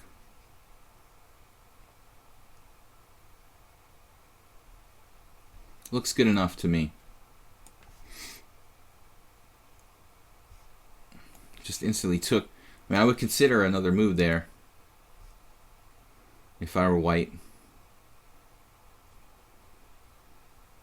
This is forced mate.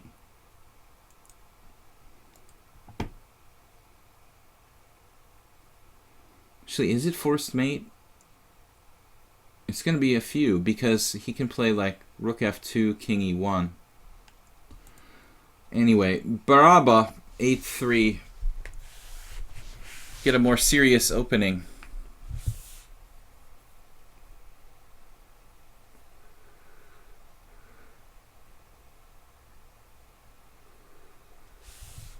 Raisin10 says, sometimes when I play chess, we both play an artistic, symmetrical structure. I feel sad when I accept a pawn blunder.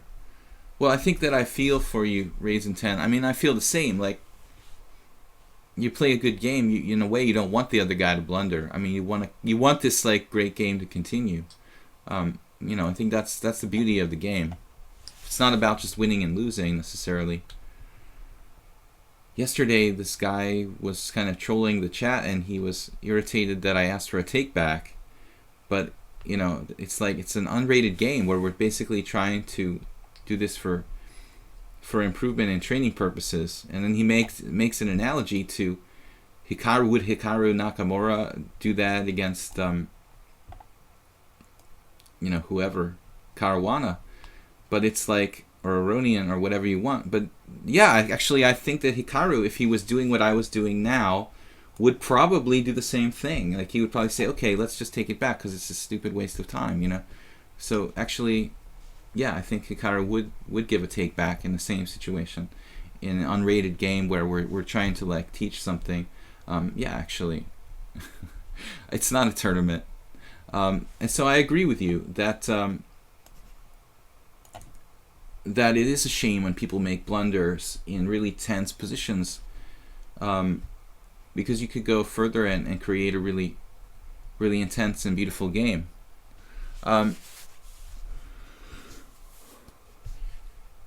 What is bishop c4 check? Yeah, it's like I didn't have a forced mate in 2 or 3 moves, it looked like. I think it has to be like mate in 4 or 5, strangely enough. Okay, so yesterday I mentioned the same opening. Ryazantsev played this in the United Arab Emirates tournament 2 days ago. But a point about this position, right? It's not the Bogo Indian. Bogo Indian with knight on f3, knight d2 is a main line. What's the difference? Well, knight f3 is a better move than g3. It's like directly controlling the center. I think that's, if you look at this position in some depth, this knight d2 move Ryazantsev played, it's not as good as the Bogo Indian, and black equalizes pretty easily. Elianov got a draw, but I think that objectively that's the minimum. So bishop d2. Another move white could play is knight c3, though. White plays knight c3 here. He's playing the quote-unquote what Gligarich called the Kasparov variation of the Nimzo, which is you just ignore bishop b4 and play g3. But this we had a game yesterday with a5. The question is a5, c5, queen e7. I don't know what the best move is. c5.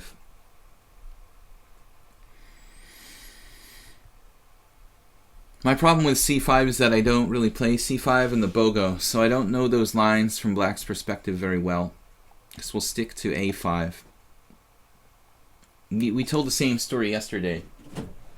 I played this position twice against strong players, Dmitry Gurovich and Igor Foigl, and I got 2 draws. But I don't really know what I'm doing here, because yesterday's opponent, he transposed to the Bogo Indian with knight f3. But I think that Dmitry and Igor might have played bishop g2. And the thing is, like, after bishop g2, there you go, it's not exactly a Bogo.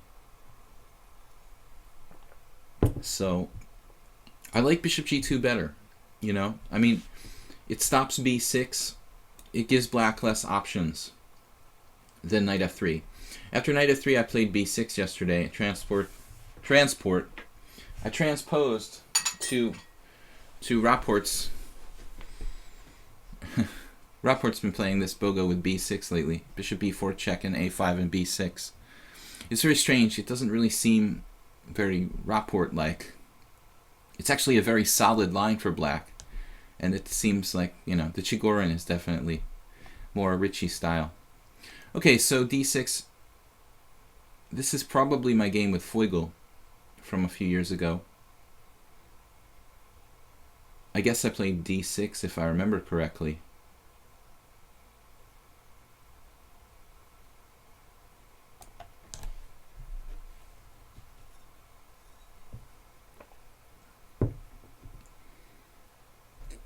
Trying to play for e5 eventually would be the game, because we can't fianchetto the bishop now. This is a line. This will transpose to a different line of the Bogo Indian if white plays knight f3. Because someone recently one of my students was recently talking about this. This particular move order bothered them. And I also had this problem with black, that I don't really like to play the black side of the Catalan. And that would be playing an opening that I don't normally play, and c5 is a Benoni, which I also don't really play. So I was kind of in a quandary. You have to do bishop b4 check if you play the Nimzo Indian, Bogo Indian type of openings. Now Baraba played e3. This looks like a kind of neutral move. Not really critical, but not bad.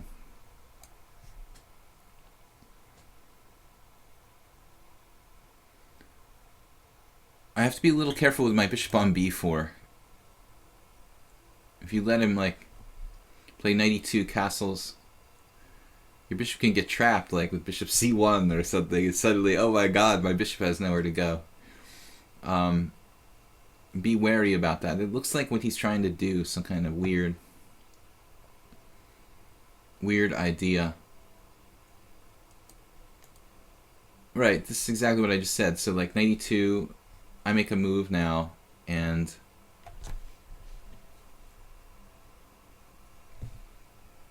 I'm drinking some kind of fruit tea from a bottle.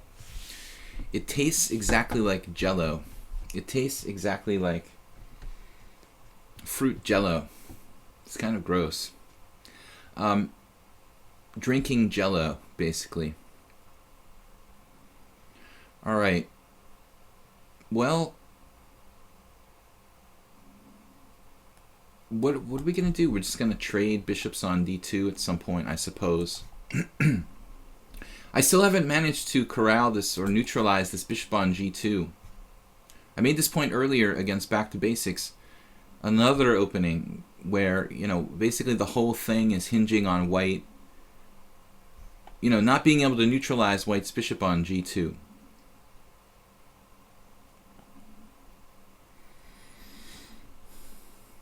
To be able to neutralize it or not, and how can I neutralize it?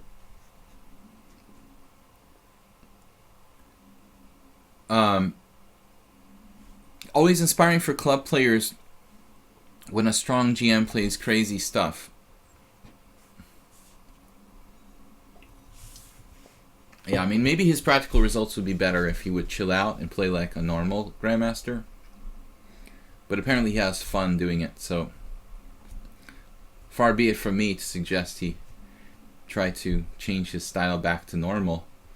I mean, when I first played with him, I beat him in like 27 moves. Actually, in the last tournament where he made his I think he made his last GM norm in that tournament. But I didn't notice that he was playing crazy, you know.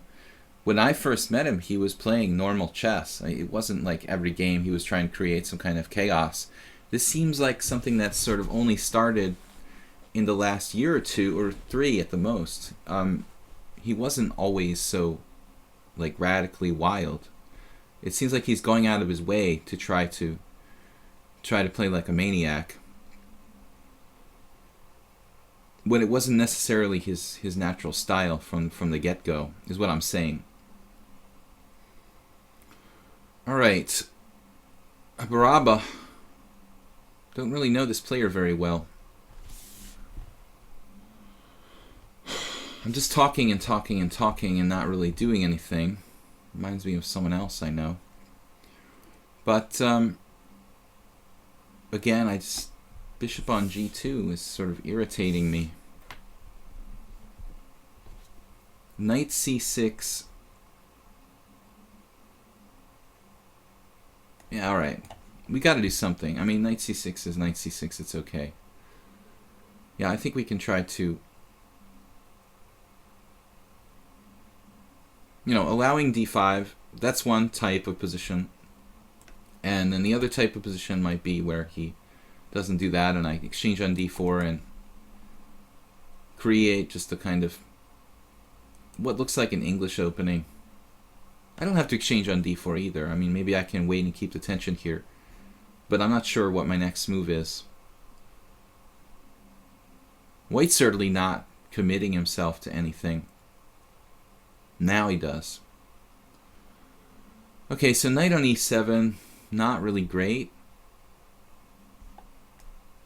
in this kind of structure. I don't like it. Better to bounce back through a6 or d7. But this position is pretty bizarre.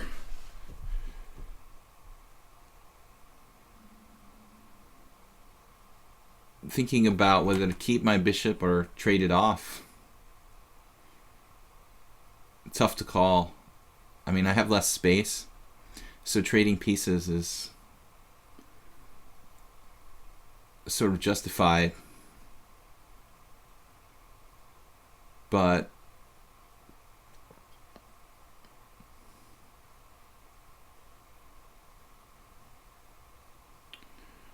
okay, castles kingside. Well, at least we don't see any kind of maniacal queen c2, castles queenside, g4, try to checkmate me. But I need to develop my pieces around here somewhere. So I guess knight a6 or knight d7. Knight e6 a3 gets kind of weird and tied up. So I take.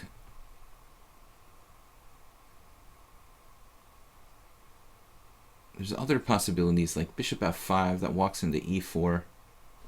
I don't have too much time, so we've got to make a decision. Knight a6 a3. I feel like my pieces are getting a little bit awkward.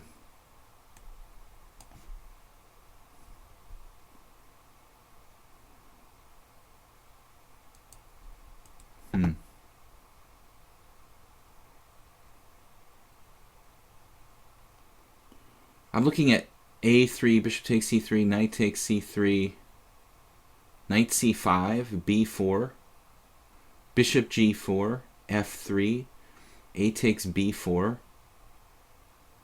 a takes b4. So now I have time for knight c5, and I feel like that's slightly better. Because the knight was kind of awkward on a6. My rook hanging on a8 in some lines along the b file. No exchanges at all. You know, both Baraba and I, players who obviously don't have an issue with tension. But tension is kind of like time pressure. Tension in the position or tension in the pawn structure. I think that people, you know, some players react differently. Some players can't stand tension in a position, and that's not good. I mean, you need to be able to handle the tension. It doesn't make you nervous, you know. Fixed his queen side. That's very bad for him. That particular feature of the position is bad for him. I'm not saying that his whole position is bad. Just he'd rather not, like I had that lockdown there.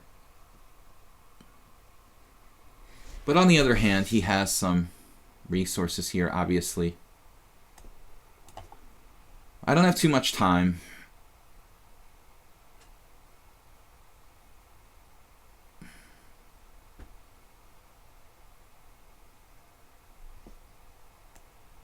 This is going to get a little bit weird.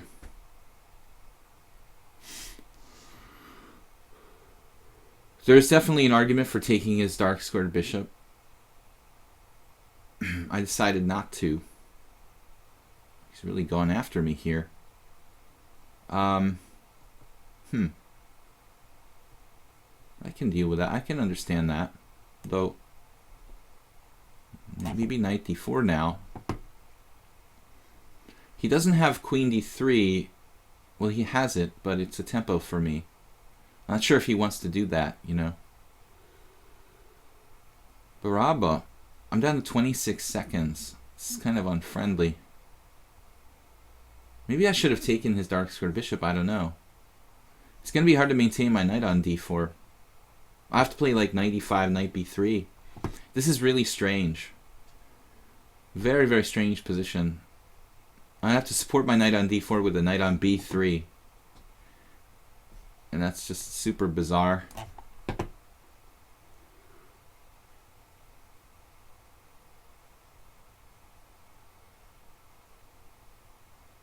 On this other sense, I mean, on the other side of the coin, I mean, it feels like white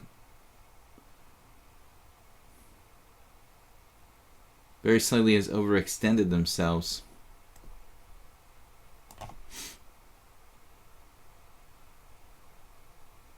Wow, he took. I mean, I expected f5 with the space advantage. Now here,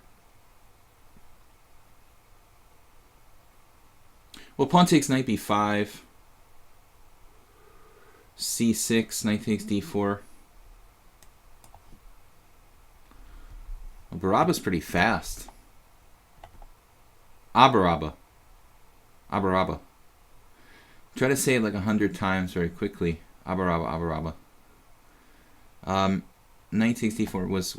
I don't really like his exchange on bishop takes d4. I mean, I think that his advantage...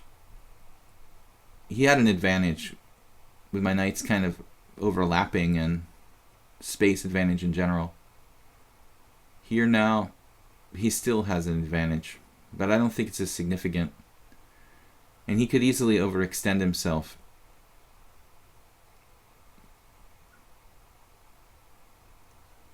No, c5 is interesting. But it's like, are you going too far? Probably. It's hard to break through. I don't have any bad pieces.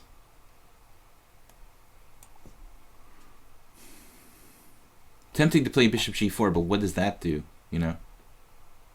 Oh, now.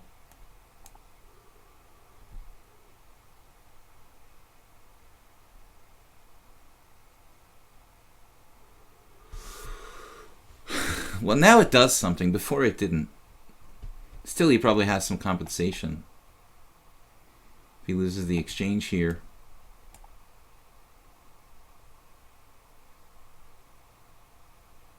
He has compensation. I don't know if it's enough. Yeah, it should be. It should be. You know, let's say he takes back. I take. He takes. He has a really strong center for the exchange. Same difference.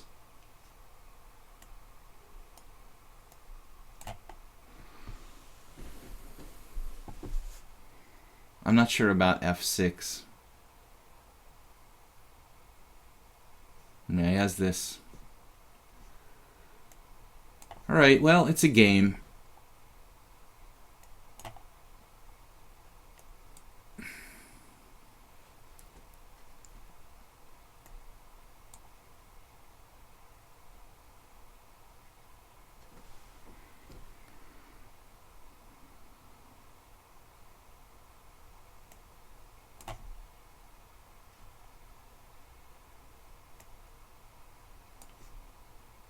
He looks really wide open here. You know, his king is just too wide open.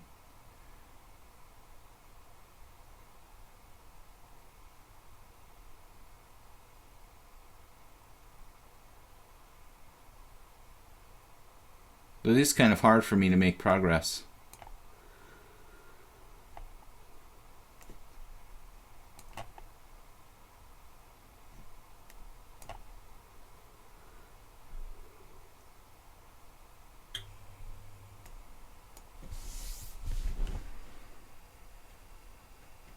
Oh, man.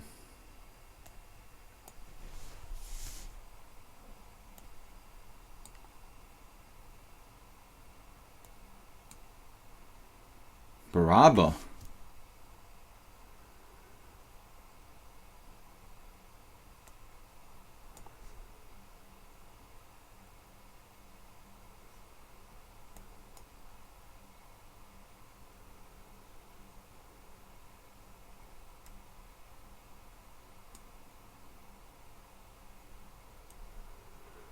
Oh no.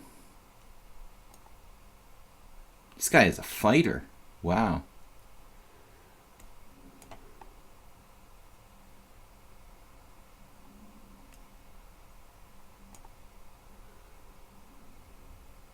Oh.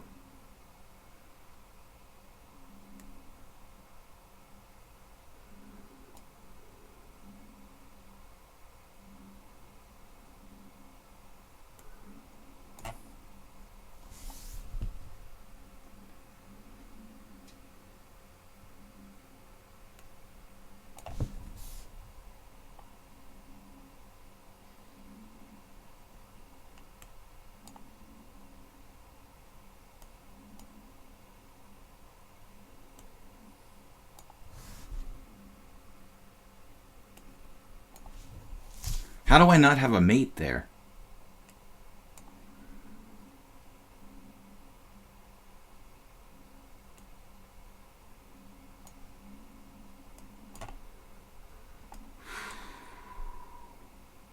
Abba Rabba. Impressive display.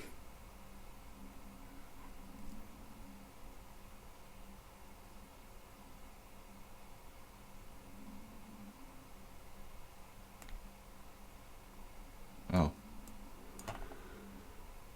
I see.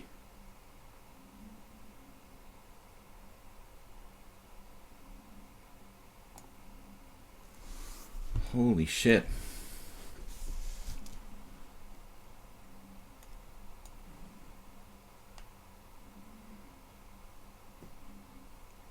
He sees everything.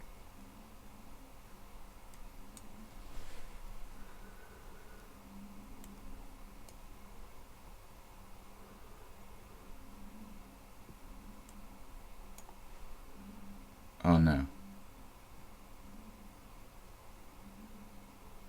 What?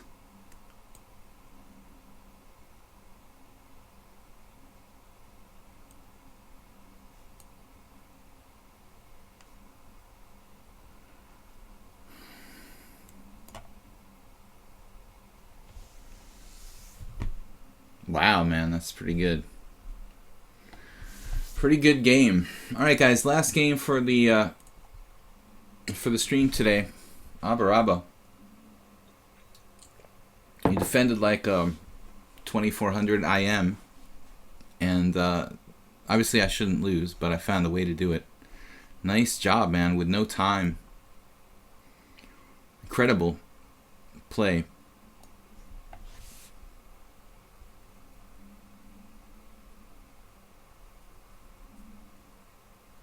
Wow, I mean, the guy played like at least FIDE master. I think he really played well after he had lost position. You know, that's when he started to play incredibly, basically. You know, very rare. Kyrgios. Oh, this is a weird line. This H3 was played by Hungarian Shoshatila against me. I think I made a mistake. Well, I can play knight to b4 here. Is that a good move? What did I do wrong? Oh, I played knight f6. That's a bad move order. I have to play knight c6 first to force c3. Okay, so it was a bad move order by me. Knight c6, c3. He got away without c3. Although this seems interesting here to play knight b4 in this position.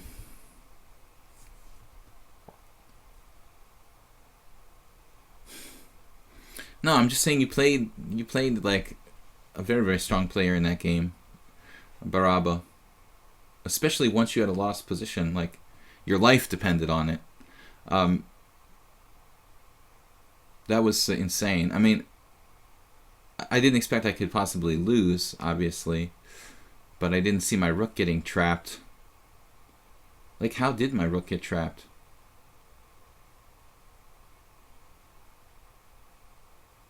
I played... Where was my b pawn? It was on b7? How did my pawn end up on b6? When did my pawn go to b6?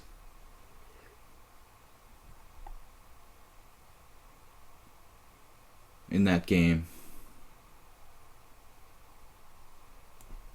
I'm not really sure about this, guys. This is actually a strange move. What is going on here? Knight a3. I don't know if this is even good for black. But I managed to get my bishop outside the pawn chain. I was minus 6.5. I didn't see a mate. Like, how? Where's my mate? You know, I'm supposed to have mate there. Yeah, minus 6.5 and I lost. That's pretty embarrassing. But I didn't see a mate. I played queen f1 check. There's no mate. I saw your king walking up to like h4. And there's no way to checkmate it, you know? And then I could even lose in some variations with white's king on h4.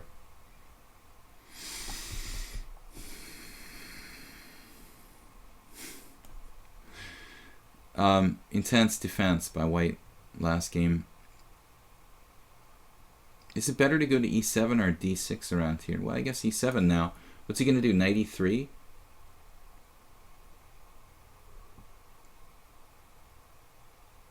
You could play bishop d6. The bishop's slightly more exposed there.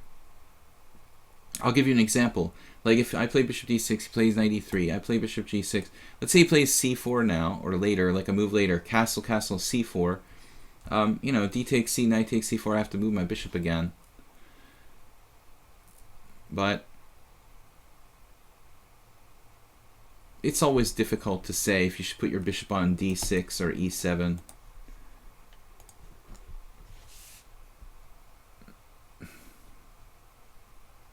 Made me question my sanity, but I don't see a mate anywhere. I can't believe it was possible to find a way to lose. How did my rook end up trapped on b4? It just walked in there, right? I played b6 at some point, so my pawn wasn't on a white square. I have no concept. I had no concept, you know, that he can trap my bishop with bishop to c4. Zero concept of that happening. Yeah, I mean, I'm not in love with this for white.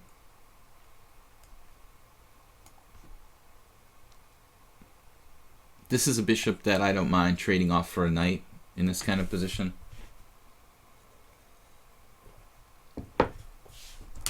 It's 16 pawns on the board. Closed game. We can even think about playing for a kingside attack with the open H file. I think actually fairly natural here. I mean, normally I would recommend a minority attack with rook b8 and b4, b5, b4. But if you really want to be, a wild man, I mean, I guess black can play for mate, you know, f5, bishop d6, queen h4.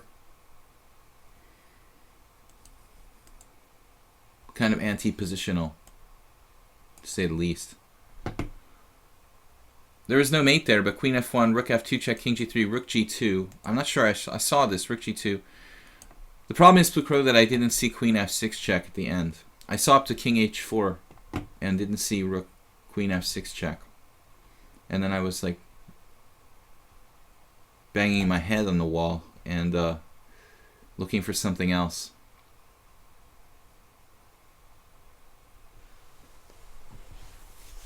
I missed queen f6. Obviously, if I had looked one move further, I would have gone for it. For some reason, that was not apparent to me. Now here we go again with the bishop on f4. I hate this. Hate this bishop. I think we should trade him off. I just don't like trading pieces in general if I'm playing for a win. And then queen takes, bishop d3. Looks sort of stupid, doesn't it? It's better to just take with a knight. If I'm going to have to retreat my knight anyway.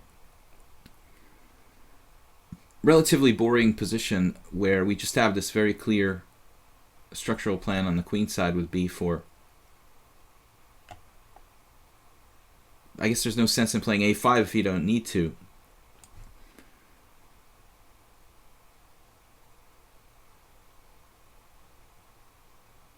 Is it raining? Wow. It's raining. It hasn't rained in a while here. At least like 3 days. It's like a record. It must be a massive amount of precipitation for the first month and a half of the year. The city park, like, it was basically a mud bog. You guys have the same effect? Are my fellow European residents had the same feeling? Queen a4. I was thinking about that. It attacks a loose piece. and you've got some white square coordination.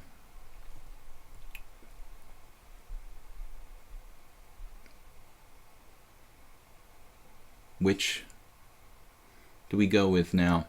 Queen b6 or rook b6? Rook b6, either or. I guess queen b6 is a little more natural in a sense, connecting the rooks.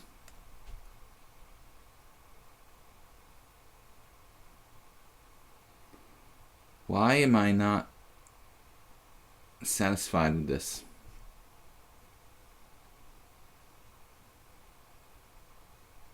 Better structure for black. Two knights in a basically closed structure position. His bishop isn't very useful. I mean, it's not bad, but it doesn't have a concrete function. Just, I think, a structure where the knights are better than bishops in general. That's why we allow knight h4, knight takes g6. It's a very, very typical situation. Lichess not working for me. Just try to You sound like Chewbacca. Wow. Me? No, you must be talking about someone else. Okay, queen b6. I don't sound like Chewbacca. I don't think so. Queen b6. Guys, check out my YouTube channel, Video Chess Training on YouTube. This is the last game for today. We're going to be back tomorrow with our copyrighted Weird Wednesday stream when we play unusual openings rather than normal stuff. Relatively unusual openings. Gambits. King's Gambit if we can get it in. I've had some good King's Gambits lately. And on my YouTube channel, I try to include once a week, like a training video, some kind of topic. Sundays I have a simul here on lichess, 6:30 p.m. CET every Sunday. It takes him a while, but he finds the best moves. Kyriakos Pez. Queen a4, knight b3, that's actually my number one fear. I mean, obviously there's knight c5, forking my queen and rook on d7. I thought about this 2 minutes ago, and I was like, well, if worse comes to worse, I can play like rook d8. I mean, I don't really like it, but if that's how I have to protect against the threat of knight c5, what am I going to do? But in the meantime, we have maybe better ideas. Take knight c3, or just knight e4. Freud. Take knight e4. And then what? Then what has been called? There's also knight c5, knight a6, kind of an annoying theme. Irritating position. I could just move my queen when it comes down to it. Let's try to find something better. His bishop is actually, I criticize this piece, but it's controlling a lot of squares. You know, it's a good defender. And rook d8, what does that do? You know, it's like a really silly place to put a... silly place for a rook to be. A rook to be. Rook to be. But maybe I have nothing better. Knight b5.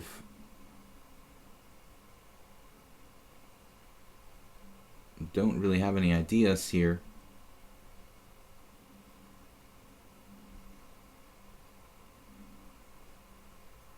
Discoveries.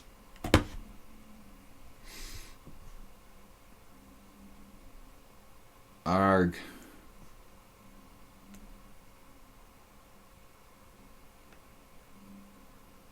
All right.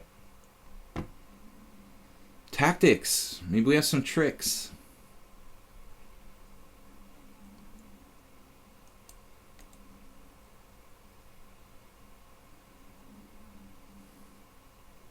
I guess it's better to attack than defend in general. I find myself considering e5 as an option It doesn't even really do anything.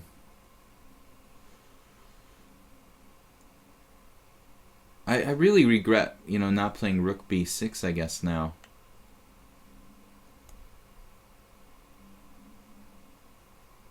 Preemptive move? Oh. We have an idea?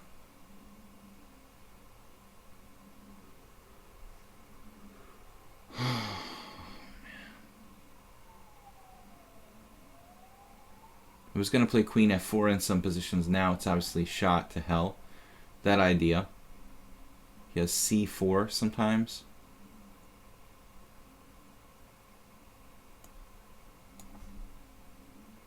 I just wasted 2 tempies or something. Tempies!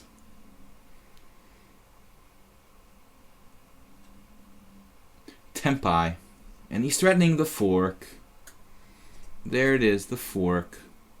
So we end up playing rook b6 anyway. Kyrgios's playing well. He's really made this work. Oh no.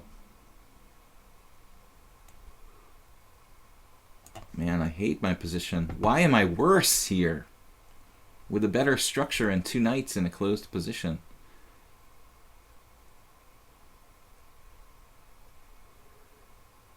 He's playing... He loves this position. Why not rook d8? Oh yeah, he's forking me. Almost forgot. Please help me. Somebody. Tell me what to do. We gotta create a distraction or something.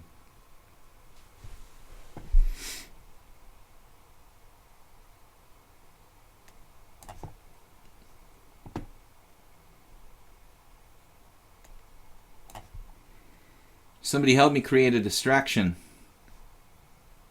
I'm just worse. I used to be better. So, yeah, the knight was getting in the way of my queen. And look how well coordinated white is.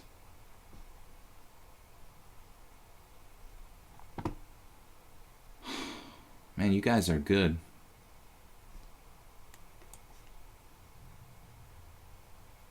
Kind of groveling for a draw here. This is 6-5. What is going on?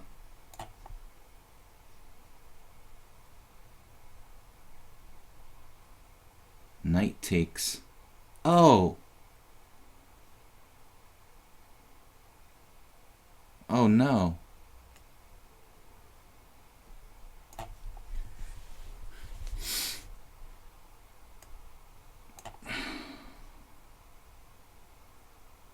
That's why rook d6 is better than rook c8. Alright, we were just very fortunate there. I mean, am I just lost? I'm basically lost, I think. Nearly lost, if not lost. It says I'm not lost. Wow. That's a very disturbing position. I'm not lost. Rook e8 is a tricky tactic I have here. But apparently, wow, I felt I was like almost lost. I'm not lost. It looks awful visually. Like, black is just groveling. Please don't kill me. This computer says I played well. I don't know, man. Okay, it's not done calculating this, but it's not a pleasant situation. Very good game, Kyrgios. I get the feeling you've played this kind of position before. I might be wrong, but I have the feeling you're comfortable on the white side of this minority attack situation. 95, possible. Interesting idea, Plucro. Yeah, I mean, I should have been trying to find some kind of tactical answer to my problems. But he was always better. Look at the whole game. Okay, there was a little period the computer didn't like it, but whatever. He was +4, +7 after b5. +7.7. Wow. The computer is out of its mind here. That's not right. 0.7 is a fantasy. Okay, it didn't have time to calculate. I disagree with it. Like, wow, 0.7. Computer likes to double pawns in the bishop pair, but I'm not believing it's that big an advantage for white here. I mean, hard for me to accept that. You know, I could handle maybe 0.4, 0.3, but 0.6, 0.7. White seems that's kind of exaggerated. I mean, why is white that much better here? Because I have doubled pawns and he has the bishop pair, and there's like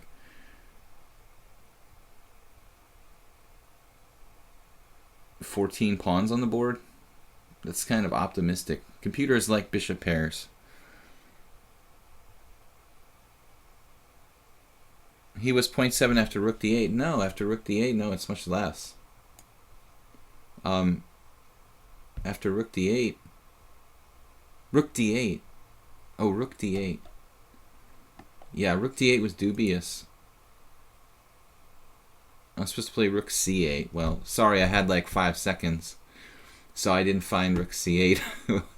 But rook d8 dubious. It doesn't do anything, obviously. It just defends against rook d7, but I was just struggling to find a move. Rook e8 is better, but I mean, you know, you're not a computer, and there's a rook. You're putting the rook on the diagonal with the queen on a4. It looks kind of strange. But yeah, the plan should be to play e5. The plan should be to play e5. I didn't want to do that at first because I thought, well, I was overconfident. But I have to realize that I basically have to play e5. That's what happened later on, and it would be better to just accept that fact right now and play like rook e8 and e5. And someone was mentioning knight e5. That's some kind of tactical, in some positions, some kind of tactical idea. Yeah, I mean, the old computers 15, 20 years ago would definitely be like white's a pawn better, you know, I mean, with the bishops and doubled pawns for black. But I guess we have some bias on my end. I don't know. Anyway, guys, we'll see you tomorrow. Thanks for tuning in. Thanks to Jeroen for moderating. Check out the YouTube channel and like and subscribe over there. Video chess training on YouTube. We will be back 10 a.m. CET tomorrow. And finally, thanks for those of you who have supported the stream and the channel via PayPal. Thanks to Jeroen for moderating, as I said. We'll see you guys tomorrow. Good games. Congrats to Baraba, who smoked me in the time pressure. Bye-bye, guys.